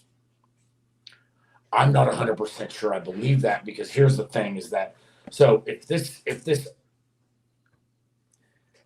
theory is correct, or if this theory did happen, we'll say, then, because right now, and Kelly's seen it, is up and down the river, there are deposits. Like I was talking about where I believe Seal was, where they excavated her body. Sorry, I don't want to talk about that earlier, somebody else.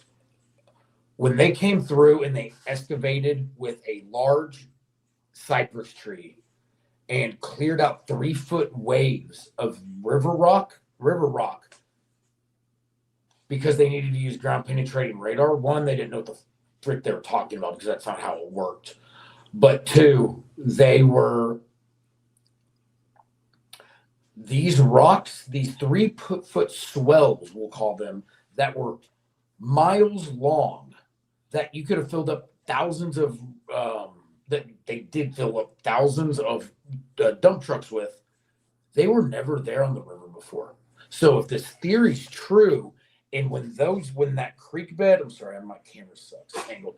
When that creek bed bowed up, it's going to, and then all that pressure built up in that karstic and that aquifer system. Oh, what's the best analogy I have? It's going to diarrhea, or it's going to throw up rocks out of these springs. Out of these breaks, these rocks are going to have to get pushed somewhere because it's filled up with rocks. They are up and down the river, and there's not a single local that I can find that gives me a logical, scientific reasoning behind it. After the flood, everyone was like, "Oh, they were just under the ground, and it washed all the soil off of them." That's not how the ground works out here. You don't just have these rocks that have never been touched by air randomly all of a sudden not dirty and perfectly clean sitting on the side of the river. Rocks that have been mixed with mud, they're going to be, especially limestone, because like we were talking about, that's very porous, it's very malleable, it absorbs very, very well. You can't have these rocks underneath water for thousands of years, or underneath mud for thousands of years, and be like, "Oh yeah, now they're just perfectly clean because the flood came through." That's not a logical way. How does that happen? How does what happen? Those rocks come up like that. So So if this theory is correct, it would be the force of that. So the force of the pockets of water and air under the ground, as they get pressed in because the ground's collapsing, it's pushing them out. And that's what, and that would help with that 14-foot surge. That would be an extra amount of pressure, because you then have a solid pressing up out as well with the water. So you're then creating a much better formation, if you will. I don't know what the word is on that. Hydraulically, I don't even know what it would be to create that 14-foot surge. So Ryan, I have a question. Oh, go. You have a question? Okay. Yeah, I do have a question. So were you saying, is it the Edwards Aquifer that feeds in there, or So is the this Edwards a different? Aquifer and the Trinity, they do overlap. They have areas, from what I understand from my mapping and all that, that they have overlap spots, because you've got multiple tectonic plates there. You've got a few tectonic plates within this region. You've got multiple aquifer systems throughout. The Santa Rita runs through all of these. We've got Texas is a very complex, and that was why putting this report together, it was making sure that it was digestible because when it made it the first time, I didn't even know what I was reading, to be honest with you. Yeah. So the reason why I ask is because, there were a few weeks after the flood, it was about a month or a little bit after, there was a news story done saying that the Edwards Aquifer Authority was tightening the pumping restrictions because groundwater levels were about 29 feet below average and still dropping. And so basically they were saying they saw very little impact to their groundwater levels, and the rain was so heavily concentrated over the Guadalupe that all of the water flowed downstream, and none of it seeped into the Edwards Aquifer. And so they were still doing water restrictions, things like that. I'm just wondering if, that kind of plays into your theory or plays against your theory. So if you look, so the Guadalupe River from Hunt, Texas, or up to the mouth down to Canyon Lake, where it spills into, it's the what do you call it? Where you hold water, reservoir. It's a reservoir. There you go. Reservoir that was built to hold the water from the Guadalupe for water sources through the cities in that area, or the towns in that area, and all that. It's no longer holding water. It's losing. Even when we get these, they can say we're in a flood. That's horseshit. We get a lot. We've got a significant amount of rain in the last year compared to any other years that I've been out here. And they're saying that we're in this horrible drought, that these waters are down. All the springs, all of everything that you go on the ranches looking at, say a different story. We're not in a huge drought. However, Canyon Lake is losing 1.5 million gallons a day. This helps this argument in that way, because a lot of their aquifer systems throughout all of this make it to that. And they make it to Canyon Lake. And so if they had a bust in one of the springs that was keeping pressure up into that into the reservoir, and let's say that pressurization pocket busted, what can happen then? Now the 1.5 million gallons a day has an exit hole in that lake or in that reservoir. Is that what's happening? I don't know, but there's a lot of other people that are very vocal about this stuff who have really started speaking out, because if we start pumping treated water from our treatment system, that's poop water, we treat it, and then we start pumping it into a creek that goes back into the Guadalupe River, that just doesn't affect, Kerrville citizens. It doesn't just affect people who are swimming or fish. That affects the whole aquifer system down, because now you're creating those TTHMs, and now you're dumping them straight into the organic water again. So it's like dumping chlorine water from your hot tub into the river and hoping that the reaction's good. So we're talking a lot about underground massive explosions. If that were the case, and if there were some kind of tsunami, if there were all this seismic activity, shouldn't we expect to see that in seismic data? So, did I put the seismic stuff into your report? You did. That's okay. Yeah. Okay, good. I'm glad you're going through it, because I'm ADHD, as you know what. All three. So we went through, and it's my superpower, except on a podcast.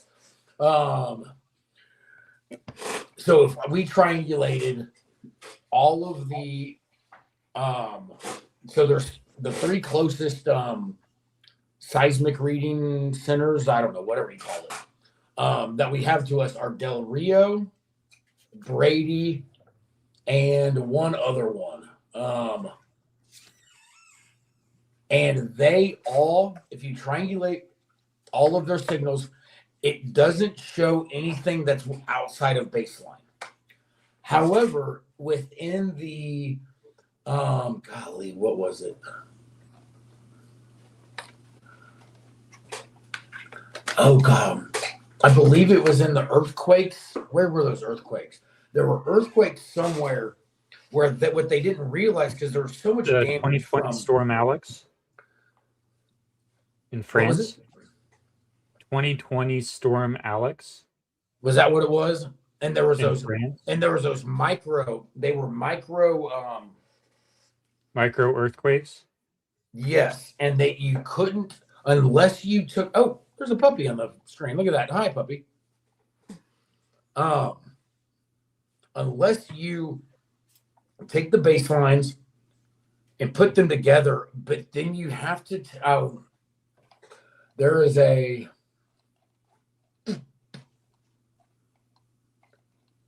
Way that they can do it. This one's way out of my descriptive abilities, but the University of Texas at Austin has the ability and the data to take all of the background. So it's the background noise, if you will. And there's a way for them to compute them and put that together to see if there were smaller events than what would be considered an earthquake, if you will.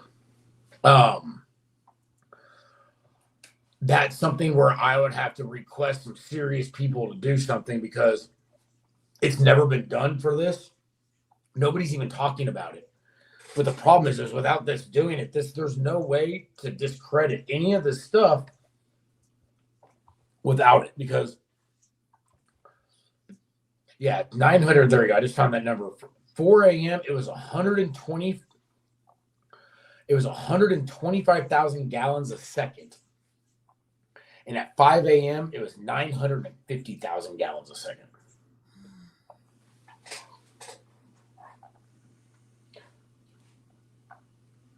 That right there, if you do the math, and I thought I had that on there, but I didn't see it anywhere. Maybe it's on one of my other things.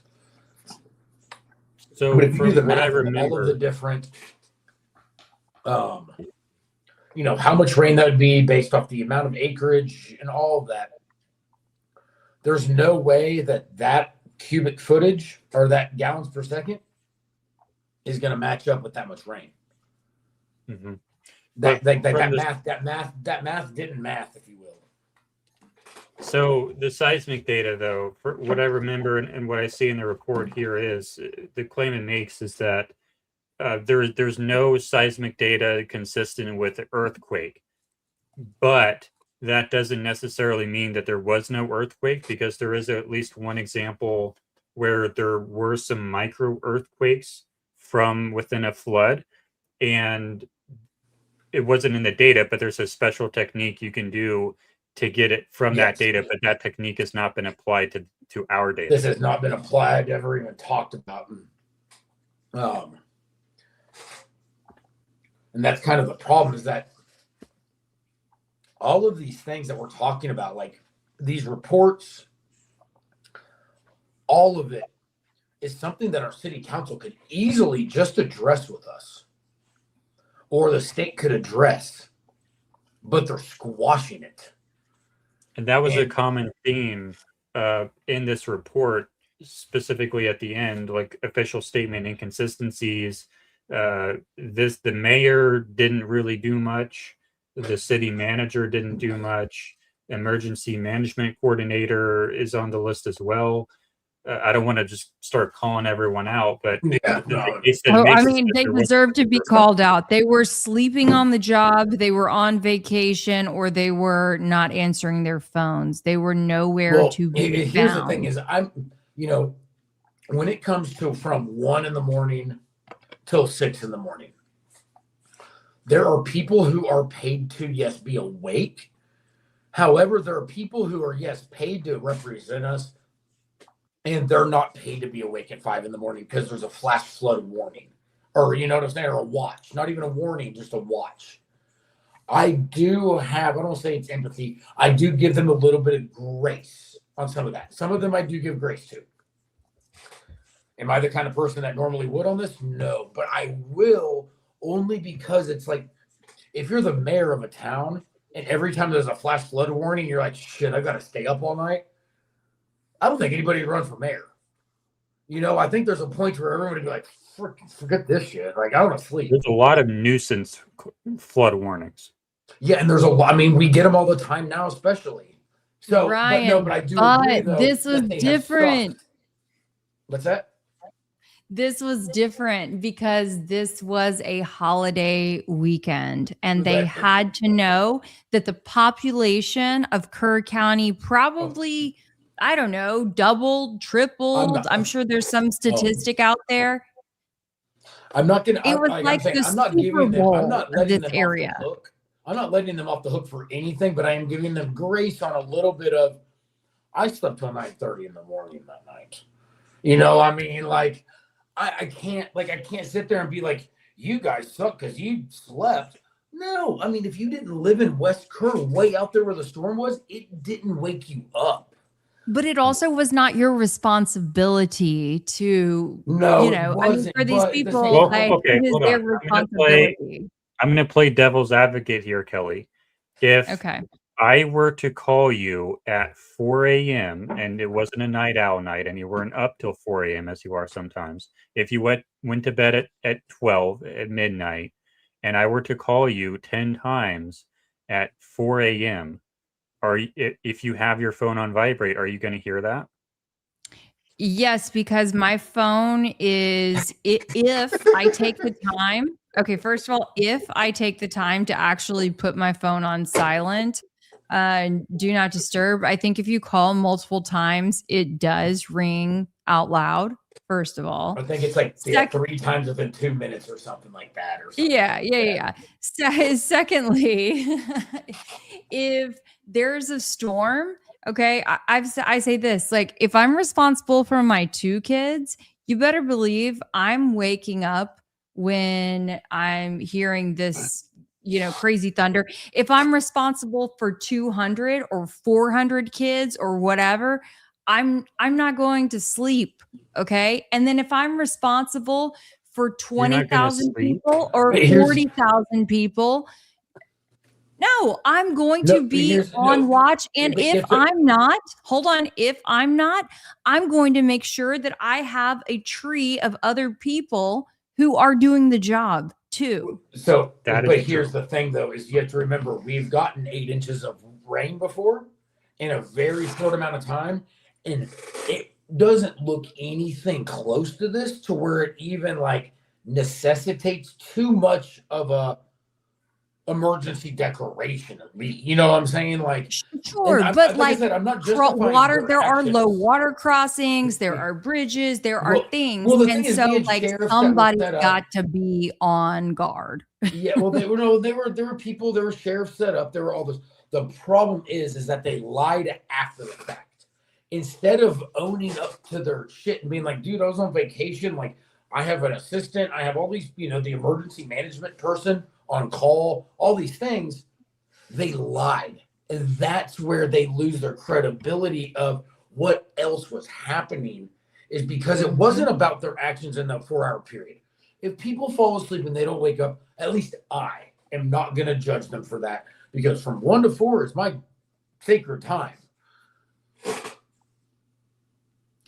That you can't, I'm not going to judge them for that, but I'm going to judge them for all their lies about everything else. That's my big thing. And let's just remember, you guys, Ryan does have to live around all of these folks. Okay. So we're going to give him grace for that. I don't live around them. Like, so I will say they were wrong. I'll call Rob Kelly out. I'll call the mayor out. So many people down. I'll jump back in though. As a apartment maintenance guy, hotel maintenance guy, general maintenance guy with the company now where I'm technically on call, I have an on-call phone, and it rings sometimes and I have to go in the middle of the night. If it rings, I answer the phone. So I'll say that. Yeah. Yep. And then I guess there's the other, and I'm still, like I'm saying, I'll play devil's advocate for both sides, because I'm still not giving them all the grace on the planet, but I'm giving them a little bit for 1 to 5. It was July 3rd. I mean, these guys are from Kerr County. I have a feeling they may have had 3 to 4 fingers of whiskey throughout the night, maybe. I mean, you're sleeping pretty soundly after a couple fingers of some whiskey. So... Not when you're on call. But the thing is, like, I mean, but how much on call are they just because of it being a flash flood warning because we have flash flood warnings all the time. The And that's It where was it's like, enough. management coordinator. You guys, it was enough for there to be a conference call webinar thing with the National Weather Service, okay, in advance of the storm. And did Kerr County show up for said call? Nope. no, that's what I'm saying. Like, there's Did- no, I'm not giving them grace. Did I'm just saying from 1 Kerrville's to 5. mayor show up? No, or excuse me, city manager, isn't it mayor or city manager? Sorry, or the both. city manager, our city manager is really the one who runs everything. Our mayor is the corrupt one who just likes to like make laws that benefit rich people. Anyway, I don't think they showed up either for this national weather. So there are emails that show that this was received and opened by them, whatever. They didn't show up ahead of time either. But They were literally sending dropped text the ball. messages- They were sending text messages about Kristi Noem being basically Homeland Barbie. Thank you. Yeah, I found that one funny. I mean, look, her I know kids do it look feels kinda like fake small sometimes. town, but the reality is, you know, they were responsible for doing their job, and people, you know, would think that they were doing their job, especially on such a high profile holiday weekend when they were still, put on alert. I still go with 2. I will, and this isn't like justifying their inactions, but from Yeah. 1 to 5, really, with all of the, I mean, because they told us that. So I don't know if you saw this report that came out too. They were saying how they had put in search and rescue teams in the county already to prepare us for the flood. Guess how many people were on that team? 6. 6 people. Mm. 6 total human beings were in the county on the other side of the county from Hunt the night of the flood. The ones that were sent here for emergency management. We only had 6 people. So the state falls on this a lot right here too, because Yeah, they're the ones that are totally. supposed to, when this is in this situation, it's not like our fire department, our EMS, or any of those people doing search and rescue or first response in that way. That's the state. They're the ones who are supposed to, within that kind of situation, send people out. And that's why it's like, I can't, like I said, I'm not justifying what our Congress or county people have done, because they sold out water rights. They've sold, I mean, they're trying to do, I'm not justifying anything with them. I'm just saying from 1 to 5 in the morning, man, I have a hard time being mad at anybody because they didn't pick up the phone. Like, Man. that pocket of it, I have a harder time. That's it. Yeah. I hear what you're saying, but they had a job, they get paid to do a job, and you know, if you don't want to do it, go kick rocks. Well, I want to bring it to one last topic that's really related, and then we're going to go to audience questions and kind of wrap up for the night. Early warning system. we're not going till 3 in the morning? No, good for you. Sorry. So the early warning systems, what I remember from reading the report is they had installed some type of flash flood warning system in the river, but it wasn't maintained and it didn't work. Can you tell me about that? No. Okay. So we now have one in that they're installing at this point. I haven't seen the effectiveness of it, any of that. I do believe they're doing test sirens now, or they're doing testing on it and all that. But no, what happened was in 2016, we had a flood on the Blanco River. Blanco River, I don't know, it's about 60 something miles from us about. The Blanco River had a tremendously horrible flood, and a young girl went missing during the flood and has never been recovered. She's the seal steward of the Blanco River flood. And at that point is when they started making a big deal within state legislation about getting warning systems within these rivers that are within flash flood alley. Blanco River falls within that system because of the hills around it in that way. At least it falls within that description, if you will.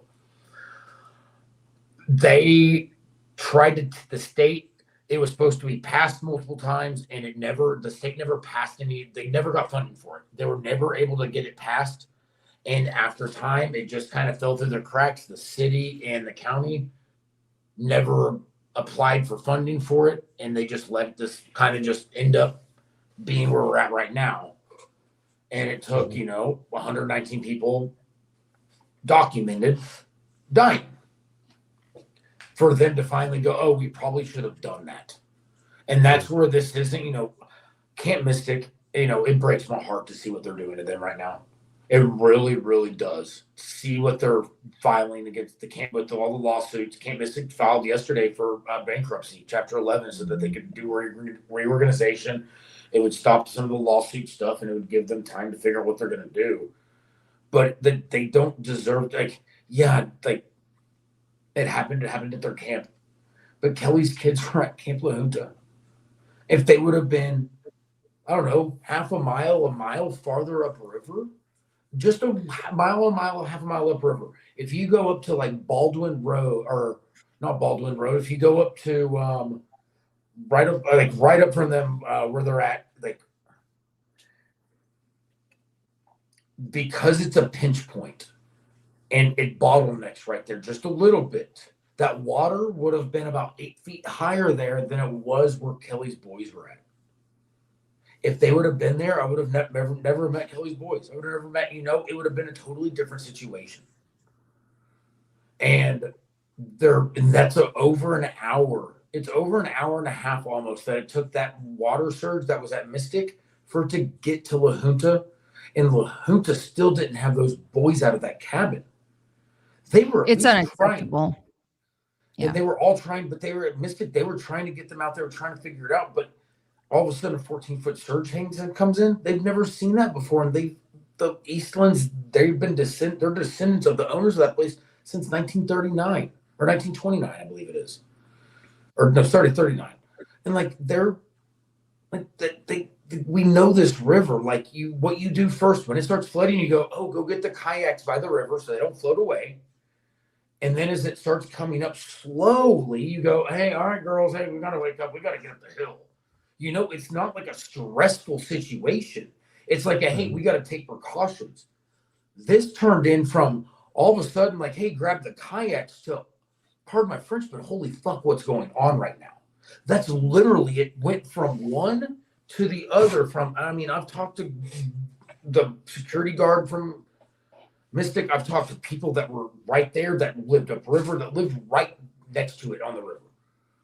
It wasn't a flood, it was a tsunami. They go, there's no way to plan for this because you've never seen it before. Hey, honey, go get the kayaks. Like, the people I was just with a friend of mine and her sister who owned property in Ingram, on Ingram Lake. And they were out there trying to gather their picnic benches. And he goes, I was standing in like an inch of water. And he goes, before I could get the picnic bench up this like 8-foot incline up to the road, he goes, I was standing at my waist deep. He goes, this was a 1 in 500 year flood, maybe a 1 in 1,000 year flood. It's an unprecedented, impossible to recreate flood. And this is, at least from my perspective, how I would say to anybody, it is a flood that if they said, hey, let's go grab those planes, let's go fly over Kirk County for 2 weeks straight, dump all the barium and all of the things that we can on them, and then go, let's redo this flood, they couldn't do it again unless they completely pressurize that aquifer system again, I don't think. Because you could not get a runoff that's going to create a 14-foot surge that's going to take a camp out in the middle of the night in the way that this did. I would love to see a simulation that could be like, yeah, we're going to recreate this again. I'd love to see one because I don't think it's possible. I really don't. My question is, if they had a warning system at the river that sounded sirens or something, would that have saved lives? Or how many would that have saved? With a warning system like that, with the sirens that we have, apparently they made them strong enough to withhold to be able to be out of the way of a cypress tree taking them out. That was my big worry. Is that 100-foot cypress tree that's 12 foot in girth and has a root ball on it that is 18 feet wide, that's going to take out any pole in its way. Apparently, they have them situated where that's not the issue. Would they have saved lives at Camp Mystic? I hate to say this because it feels weird saying it, but I don't think so. I really do not believe that it would have saved their lives. That it may have helped. It may have began a different process. It may have saved Dick Eastland's life. But at Camp Mystic, I don't think it would have there. In Ingram and at Camp La Junta, yes, it would have been effective. At Camp Mystic, I do not believe it would have been that effective because you couldn't have seen the surge coming. And there wouldn't have been I don't think there would have been an alarm that could have given them enough time to get those girls out because of how it manifested and how it got created. Okay, Ryan, I'm going to push back on you on that one too.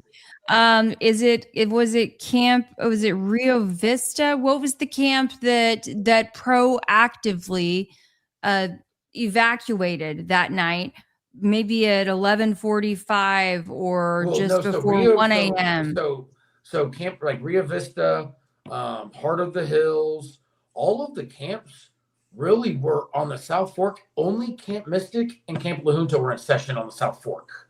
No. This camp was in session and they bust people away. So I might have said the wrong name by saying Rio Vista, but they literally on the South. So on the South Fork though, there was only one camp in session because everyone else was out of session. It was not in time and set. Like Rio Vista did not have kids in. They don't do 4th of July.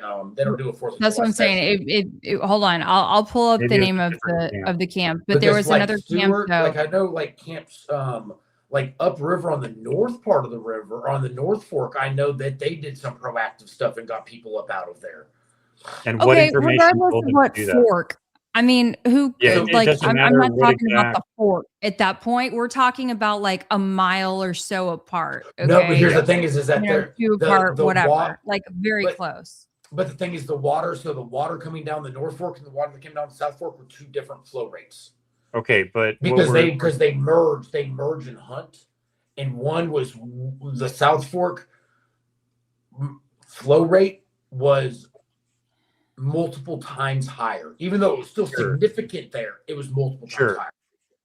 But she's saying that they evacuated 11:45, 1 a.m. proactively. What information were they acting on? That's what I would like to know too, is because hold on, let me finish. Okay. What information were they acting on, and what influenced their decision-making structure so that they seem to have done the right thing? That's where I need to figure out what camp this is, because from what everything, I'm under the assumption of like I'm going down every camp on the South Fork and they were all closed. But the North Fork, if they were on the North Fork, so camp. I'll pull it up in just a second. But regardless of the fork of the river, it was one of the camps that was in that area. I think it was Rio Vista, but I'll get the exact name. Regardless, they, as it's raining, they heeded the warnings that were out there, even though, they weren't forced to evacuate, but they were proactive. And that's a difference of just, I think that's a difference of management right there. I think that's just purely somebody who runs a camp who and it depends on what camp it is too, because here's the thing is if you're a camp who is on either fork, well, F the forks, we'll call it, is if you're on either one of those forks and a rain is coming and you have cabins more susceptible to being within the floodplain or closer to it, then maybe you're going to be more proactive. But I mean, throughout all the floods in history, it's like the Camp Mystic, those cabins have never been flooded. They've never even been close to them. And that's why it's hard for me to sit there and go, Dick Eastland should have immediately been like, oh, the water's rising. I got to get kids out of here, when normally it wouldn't have been that. Oh. Let's go ahead and wait and see if we can find the the camp, and then I'm going to go ahead and start reading some questions here in the meantime. From, I think, the very beginning of the stream, we're kind of going back in time here. Lauren says, I thought you thought I met Keli on a reenactment of one of your Pew Pew videos of Charlie. I don't think so. Keli has never joined me in person on any one of those streams. But it might appear as though we did. GCL says, I'm so glad they will arrest people for touching the water at the reflecting pool, but not laundering our tax dollars. And there's another angle on that as well, with the apparent vandalism that Trump has done to many of these lawns. Yeah. I think that. Sorry, my daughter's iPad kicked me out because I was above her screen time apparently. So I'm just getting back to hearing what y'all are talking about. Sorry. So the White House, the I forget what it's called, the circle field, Keli. I think you posted a video or a photo of it. Oh yes. It looks absolutely ellipsis terrible. or whatever they call it. Yes. Ellipsis, yeah. So there's a lot of vandalism going around, but we're not sure if any of that is at the reflecting pool. Did you find what camp it was, Keli? I did. Yes, it was Mo Ranch. Oh, okay. That's way okay. Yep. With Mo Ranch, they've got a lot of tributaries coming into it, which may have been their bigger reason for worry based off of where they're at.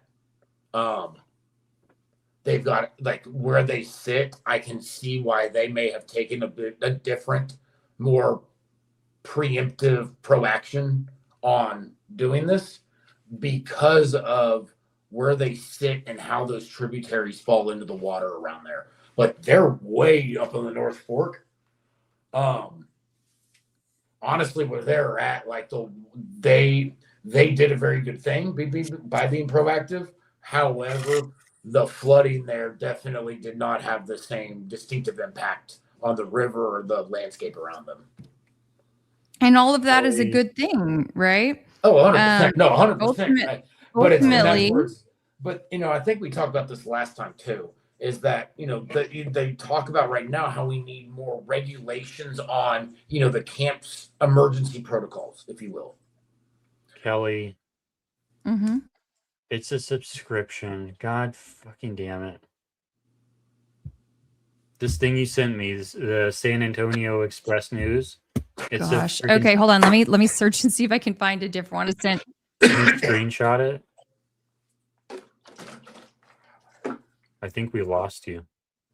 Okay. I think my freeze up. I can hear you, but your video froze. Yeah, you look like you're staring at the computer very, very intensely. Hold on. Okay. Now you're back. Is it working out? Fine. Yeah. Sorry. I can't. Sorry. I can't do too many things on this computer in its current state. But if you're able, Jordan, to search just Mo Ranch evacuation July 4th, you might be able to. There is a Fox News article as well. There's a Reddit article. AP News, KFOR, San Antonio. I think the other one. Let me switch this on. But I want to reiterate. In the meantime, I'll kind of read. But I want to reiterate this to Keli real quick, though. Like, when I say I give grace to the camps, I give it to camp to Mystic more than I give it to, like, I don't give it to Lahuta in the way of like what your boys went through, because they had over an hour of time difference to like make decisions, understand what's going on, and Scott could have easily have made it down to the river by then, but he had. So I just want you to know that I'm not, when I say I have that little bit of grace for them, that's for the that's for the Eastlands, because they had no time to react. They really went from grab some kayaks to where the kids within a split, within a moment's notice. Yeah, and I don't have, within an hour or hour and a half, notice, and that time, no doubt, goes fast when you're scrambling and trying to figure out what to do, what's going on. It's pouring rain. It's crazy. But I remember first reading, I think it was the account in the New York Times, and saying to myself, wow, it must have been nice to have adults, way up and evacuating kids at 2:45 in the morning, or whatever time it was, 1:45 in the morning, because that was not happening at Camp La Junta. That's what I'm saying with the other thing that we're dealing with, Kelly. If when you have the right people in charge, when you have the right guy come out to look at your AC or whatever, when Yeah. when it's an adult who's there and knows what they're doing, you don't hear about it. Yeah. Because there's no drama. Like Yeah. you can't always solve the problem immediately, like at Mystic, but when you have the right people in charge, when you have adults in charge, there are warning signs that you can see, and you can act on those warning signs accurately. And maybe 5 times out of 6, it's a false alarm, and everyone has to go back, and it was nothing. But sometimes it saves lives. Yep. So if we want to just kind of go through real quick, Yeah, for the sake of, since I brought up, I have this AP News article pulled up. you be the mediator since What? Jordan. I said you can be the mediator, Jordan, and recount what had happened according to this AP article. All right. So for people listening only, it says it was about 1 a.m. on the 4th of July when the facilities manager at a Central Texas summer camp saw water from the Guadalupe River steadily rising amid a deluge of rain. Geraldo Barrera notified his boss, who had been monitoring reports of the storms approaching Presbyterian Mo Ranch Assembly, a recreation destination where an intercultural youth conference had been called off early, just hours earlier. Despite an absence of warning by local authorities, camp officials acted quickly on their own, relocating about 70 children and adults staying overnight in a building near the river. With the kids safe, camp leaders were able to avoid the catastrophe that hit at least one other camp near Hunt, where the 500-acre ranch was located. Lisa Winter says they helped them pack up, and she's the communications director for Mo Ranch. So what she said was they helped them pack up, they got them up, they got them out, put them up on higher ground. End quote. So it seems like they saw the river steadily rising, and they said, maybe we should move. Yep. There's a quote. It goes on to say, Winters told the AP that Mo Ranch received no direct information from county officials about flooding that could and did take lives. Quote, we had no warning this was coming, Winters said, adding that it would have been, quote, devastating had camp officials not been looking at weather reports and the rising river waters. Mo Ranch, quote, saw it coming well in advance and they did something about it, she said. So, I mean, that's the big thing. I don't know. Yeah. Sorry, go ahead. And that's I think another part of it too, is with how that camp is set up, how that whole area, how Mo Ranch is set up compared to the other camps too. It's a lot more of like an event center as well. And so I can see how they were able to execute something like this much better than a camp. However, it does fall on what they're talking about in this article. It falls on the county though. They should have been notified that this shit was happening a lot damn earlier than this. Hold on. So the article said that they were relying not on like official warnings. They were just looking at the weather, and it only took one person to watch the weather and monitor the situation, and then they informed their superior, and everything went right from there. Why couldn't there be one person at some of these other camps doing the right thing? Well, and that's where, I think all the way around, there's, they're now, making them write their emergency plans and all that. But it's like I said I think I said this last time I was on here. You can write an emergency plan, but when you've got 18-year-old girls who are going to be part of a what's it called, an emergency operation command, that's gonna no matter how many times you practice it, if it's lightning and thundering and raining in your face, it's going to be hard for anybody to execute it, even an adult male, a lot of times. And that's where it's like, it's like we've, all of these things we're putting into place. Yes, they are wonderful and they're very needed. Are they going to stop every death from here on out at a camp from a flood? No.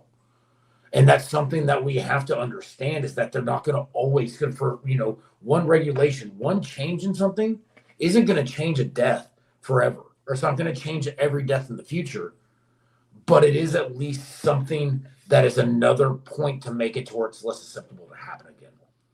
I think that 18-year-old women can be pretty Oh, I'm strong. not discrediting them, but I'm telling you, like, as somebody who's been in some situations, when you get into lightning, thunder, when you get into these situations, it's yes, instincts kicks in, but at the same time, talking on your walkie-talkie and saying, remembering the code words for what it means or whatever it is that you've practiced, that goes out the window.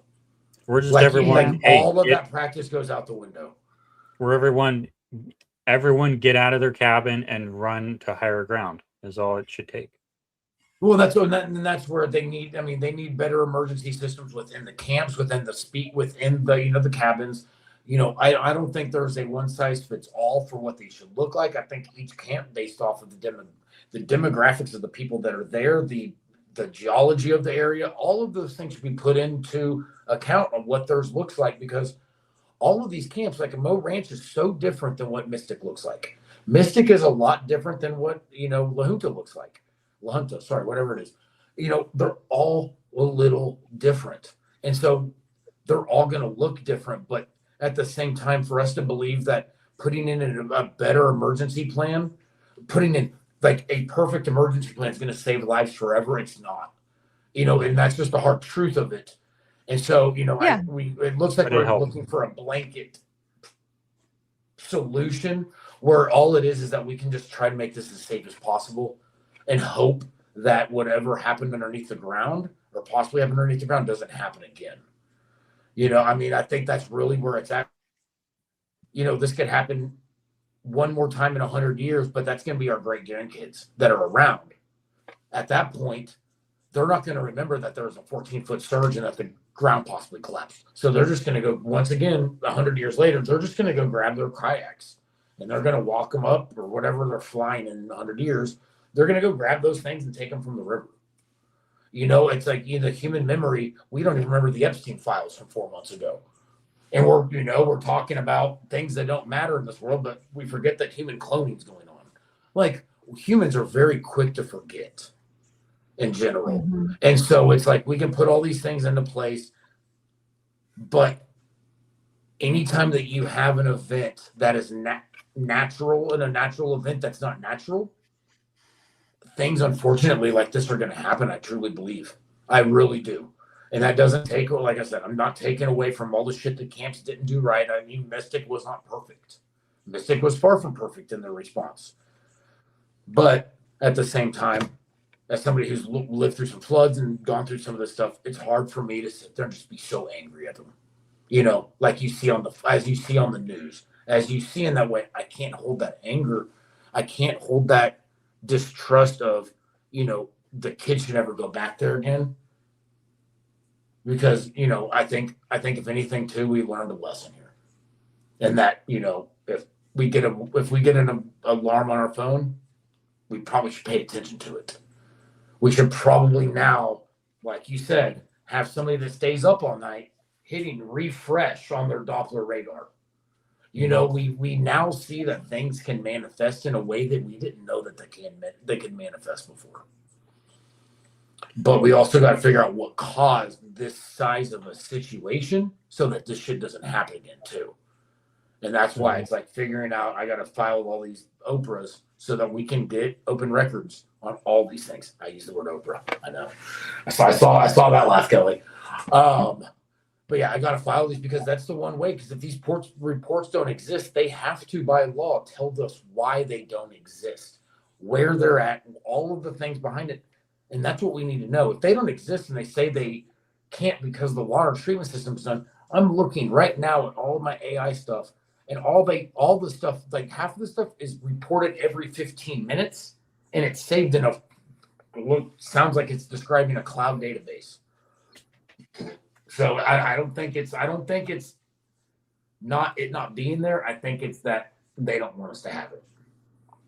Mm-hmm. Let's go ahead and get to some audience questions, and then let's wrap up. Yankee, I think this was a YouTube comment. I don't want to switch topics too violently here. But I think that was a natural stopping point there. This was a comment on the YouTube video, I think. I guess they're casting a new Silence of the Lambs film. Silence of the Clams? I suppose so. I mean, I've got a lot of jokes, but I mean,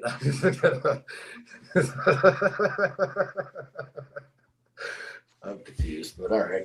Same person says, no, Kelly's been on TV quite a few times, especially for the floods before yesterday. Quite a few times. Yep.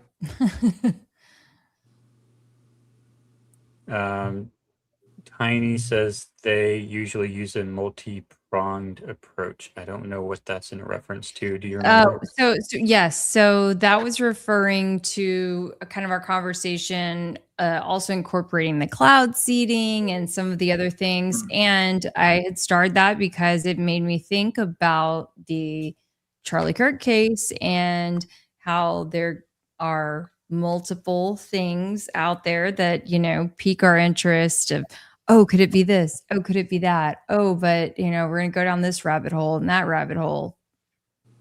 Yeah, it seems like some of the best, or worst rather, incidents involve multi-pronged approaches. Lots of distractions like exploding microphone theory. Same person says, so was this a natural occurrence that caused the collapse, or was it due to the alkalinity situation and the T effect? Tectonic effect, maybe. Tectonic effect. So I mean, natural in the way that the rain is. I mean, I don't even know how to answer that because, I mean, there's two aspects of it where it's like an aquifer system is a natural system, and rain is a natural part of nature. However, they did cloud seed it, so that's not 100% the most natural rain you could have. And also, the tsunami effect is from an unnatural way of in filling up an aquifer system. So was it natural? Yes, but was it a natural occurrence? Maybe I don't think so in that way because I do believe that there were two different things that created a natural event to be supernatural. It sounds like there were a lot of different factors all coming together. Some of them natural, some of them not. The perfect storm, if you will. Yeah. Ruby says, or I think they're talking to someone else, but they say, can the guest answer my question? What is the end game? What is their goal by causing these disasters? Okay. I mean, obviously, my personal opinion on this one, water rights, I believe, with some of the large ranch owners in this county, the Bass family. Lee Bass and all of his brothers are very known for a lot of things that we don't need to get into yet because it's a whole other episode. But I believe it's water rights, and I believe it's for that land. I believe it's now for the mystic land. Biblically, we're also in the end times, and it's just chaos is ensuing in every way possible, I believe. But we're not endorsing or making any criminal allegations or really any allegations. Like I said the whole time, this is all based off of questions. Allegedly. Yeah, I'm just asking questions, and I'll say a few things, but yeah. Cool Pigeon says they refused free money for a warning system. That's not negligence. That is a choice. Someone made that call. Mm-hmm. Then one final question here that's highlighted.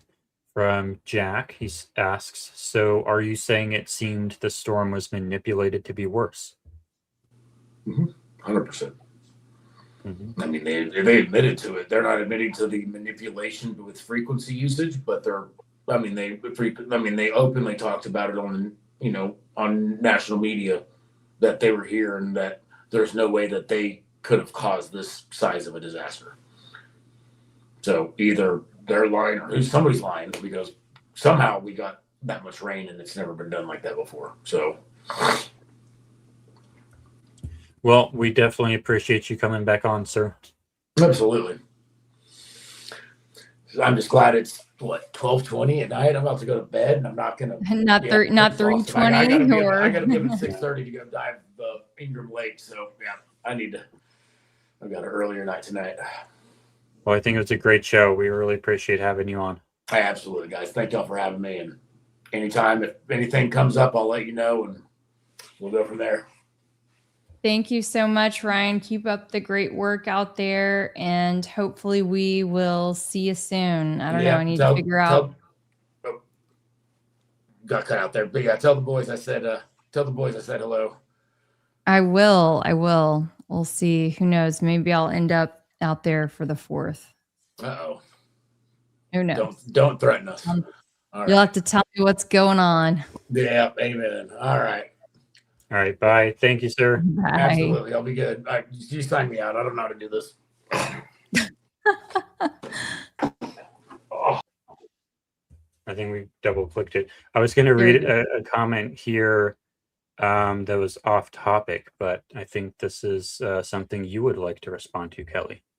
Oh, okay. From Cool Pigeon 98. Think about it. If Charlie is alive, he's still solving crimes. If he's dead, the machine keeps running. Which is more useful to them? Oh, man. I don't know if I have the energy to respond to this one, Jordan, but did Charlie really solve crimes? Not really, no. Or did he just participate in the machine? I think he participated in the machine. That's what I would say, Cool But Pigeon. just the reason I brought this up, though, was because it speaks to some of the stuff that you've talked about with if they take Charlie out, the machine, Keep USA, continues running. That's right. Sure does. And it is my opinion that TPUSA is an op, a money laundering, data gathering, political influencing operation. That is my opinion. That is what my research and data shows. Emily says, I've been really digging into a lot for the last 15 years. I don't believe in coincidence. There are too many dots that connect and patterns that match. All right. Any closing thoughts, Kelly? You know, there's that was super interesting to hear from Ryan. And as you can see, even though we both consider ourselves to be advocates on the flood issue, we don't necessarily see eye to eye on everything. And I think that's healthy, right? It's I don't expect everyone to believe the same things that I do. And that to me is what a healthy debate and discussion looks like. So I hope that the audience was able to, appreciate, experience, enjoy that part too.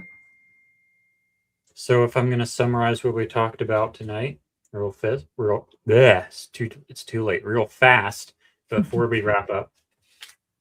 We showed you how big the flood was. It wasn't just a normal flash flood. It was like 100 times worse than a normal flash flood, something like that. So we got to figure out, why was it so much worse? Why was there so much more water?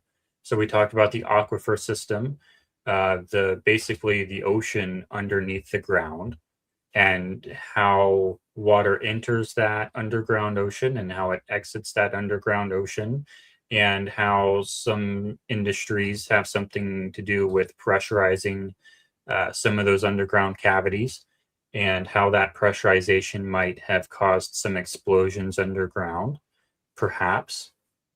that can cause some seismic activity, and how some of the chemicals they pump down there can also facilitate this and make it more difficult for that underground ocean to sort of breathe in and out, and how all these things could have maybe contributed to, number one, the aquifer being significantly more full than it ever has been in its past, and how that can cause more flooding and maybe cause a tsunami, which is when you have a lot of seismic activity in one spot and an upheaval of the earth, that can cause a tsunami wave, and that can cause what it really looks like happened here, which is not just flash flooding, but it looks like a tsunami wave. And so what Ryan proposes is that underground seismic activity caused by the aquifers, caused by pressurization, caused by the chemicals in the waters, could have caused seismic activity that causes effectively an underground tsunami that manifested above ground.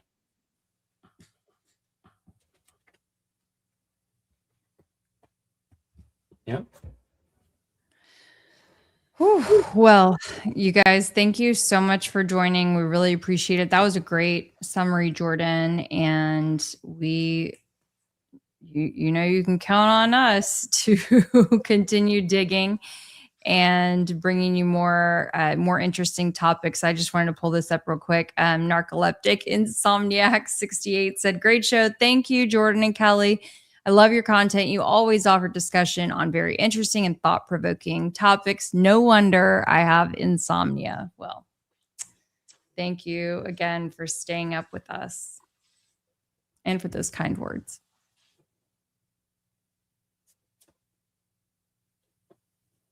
And, all right. Well, you ready to call it a night, Jordan? Sure am. Okay. Well, thank you, friends. We are going to say goodbye for now, but make sure that you have liked, subscribed, turned on all notifications for Try and Prove It. We hope that you follow Jordan Henshaw and myself, Keli Rabon, as well. And subscribe to the Try and Prove It YouTube. I think that's what I started with, but yes. Did you? Absolutely. You probably did. I'm sorry. Turn on those notifications so you make sure that you don't miss a thing. Good night, everyone. All right. Good night. Good night.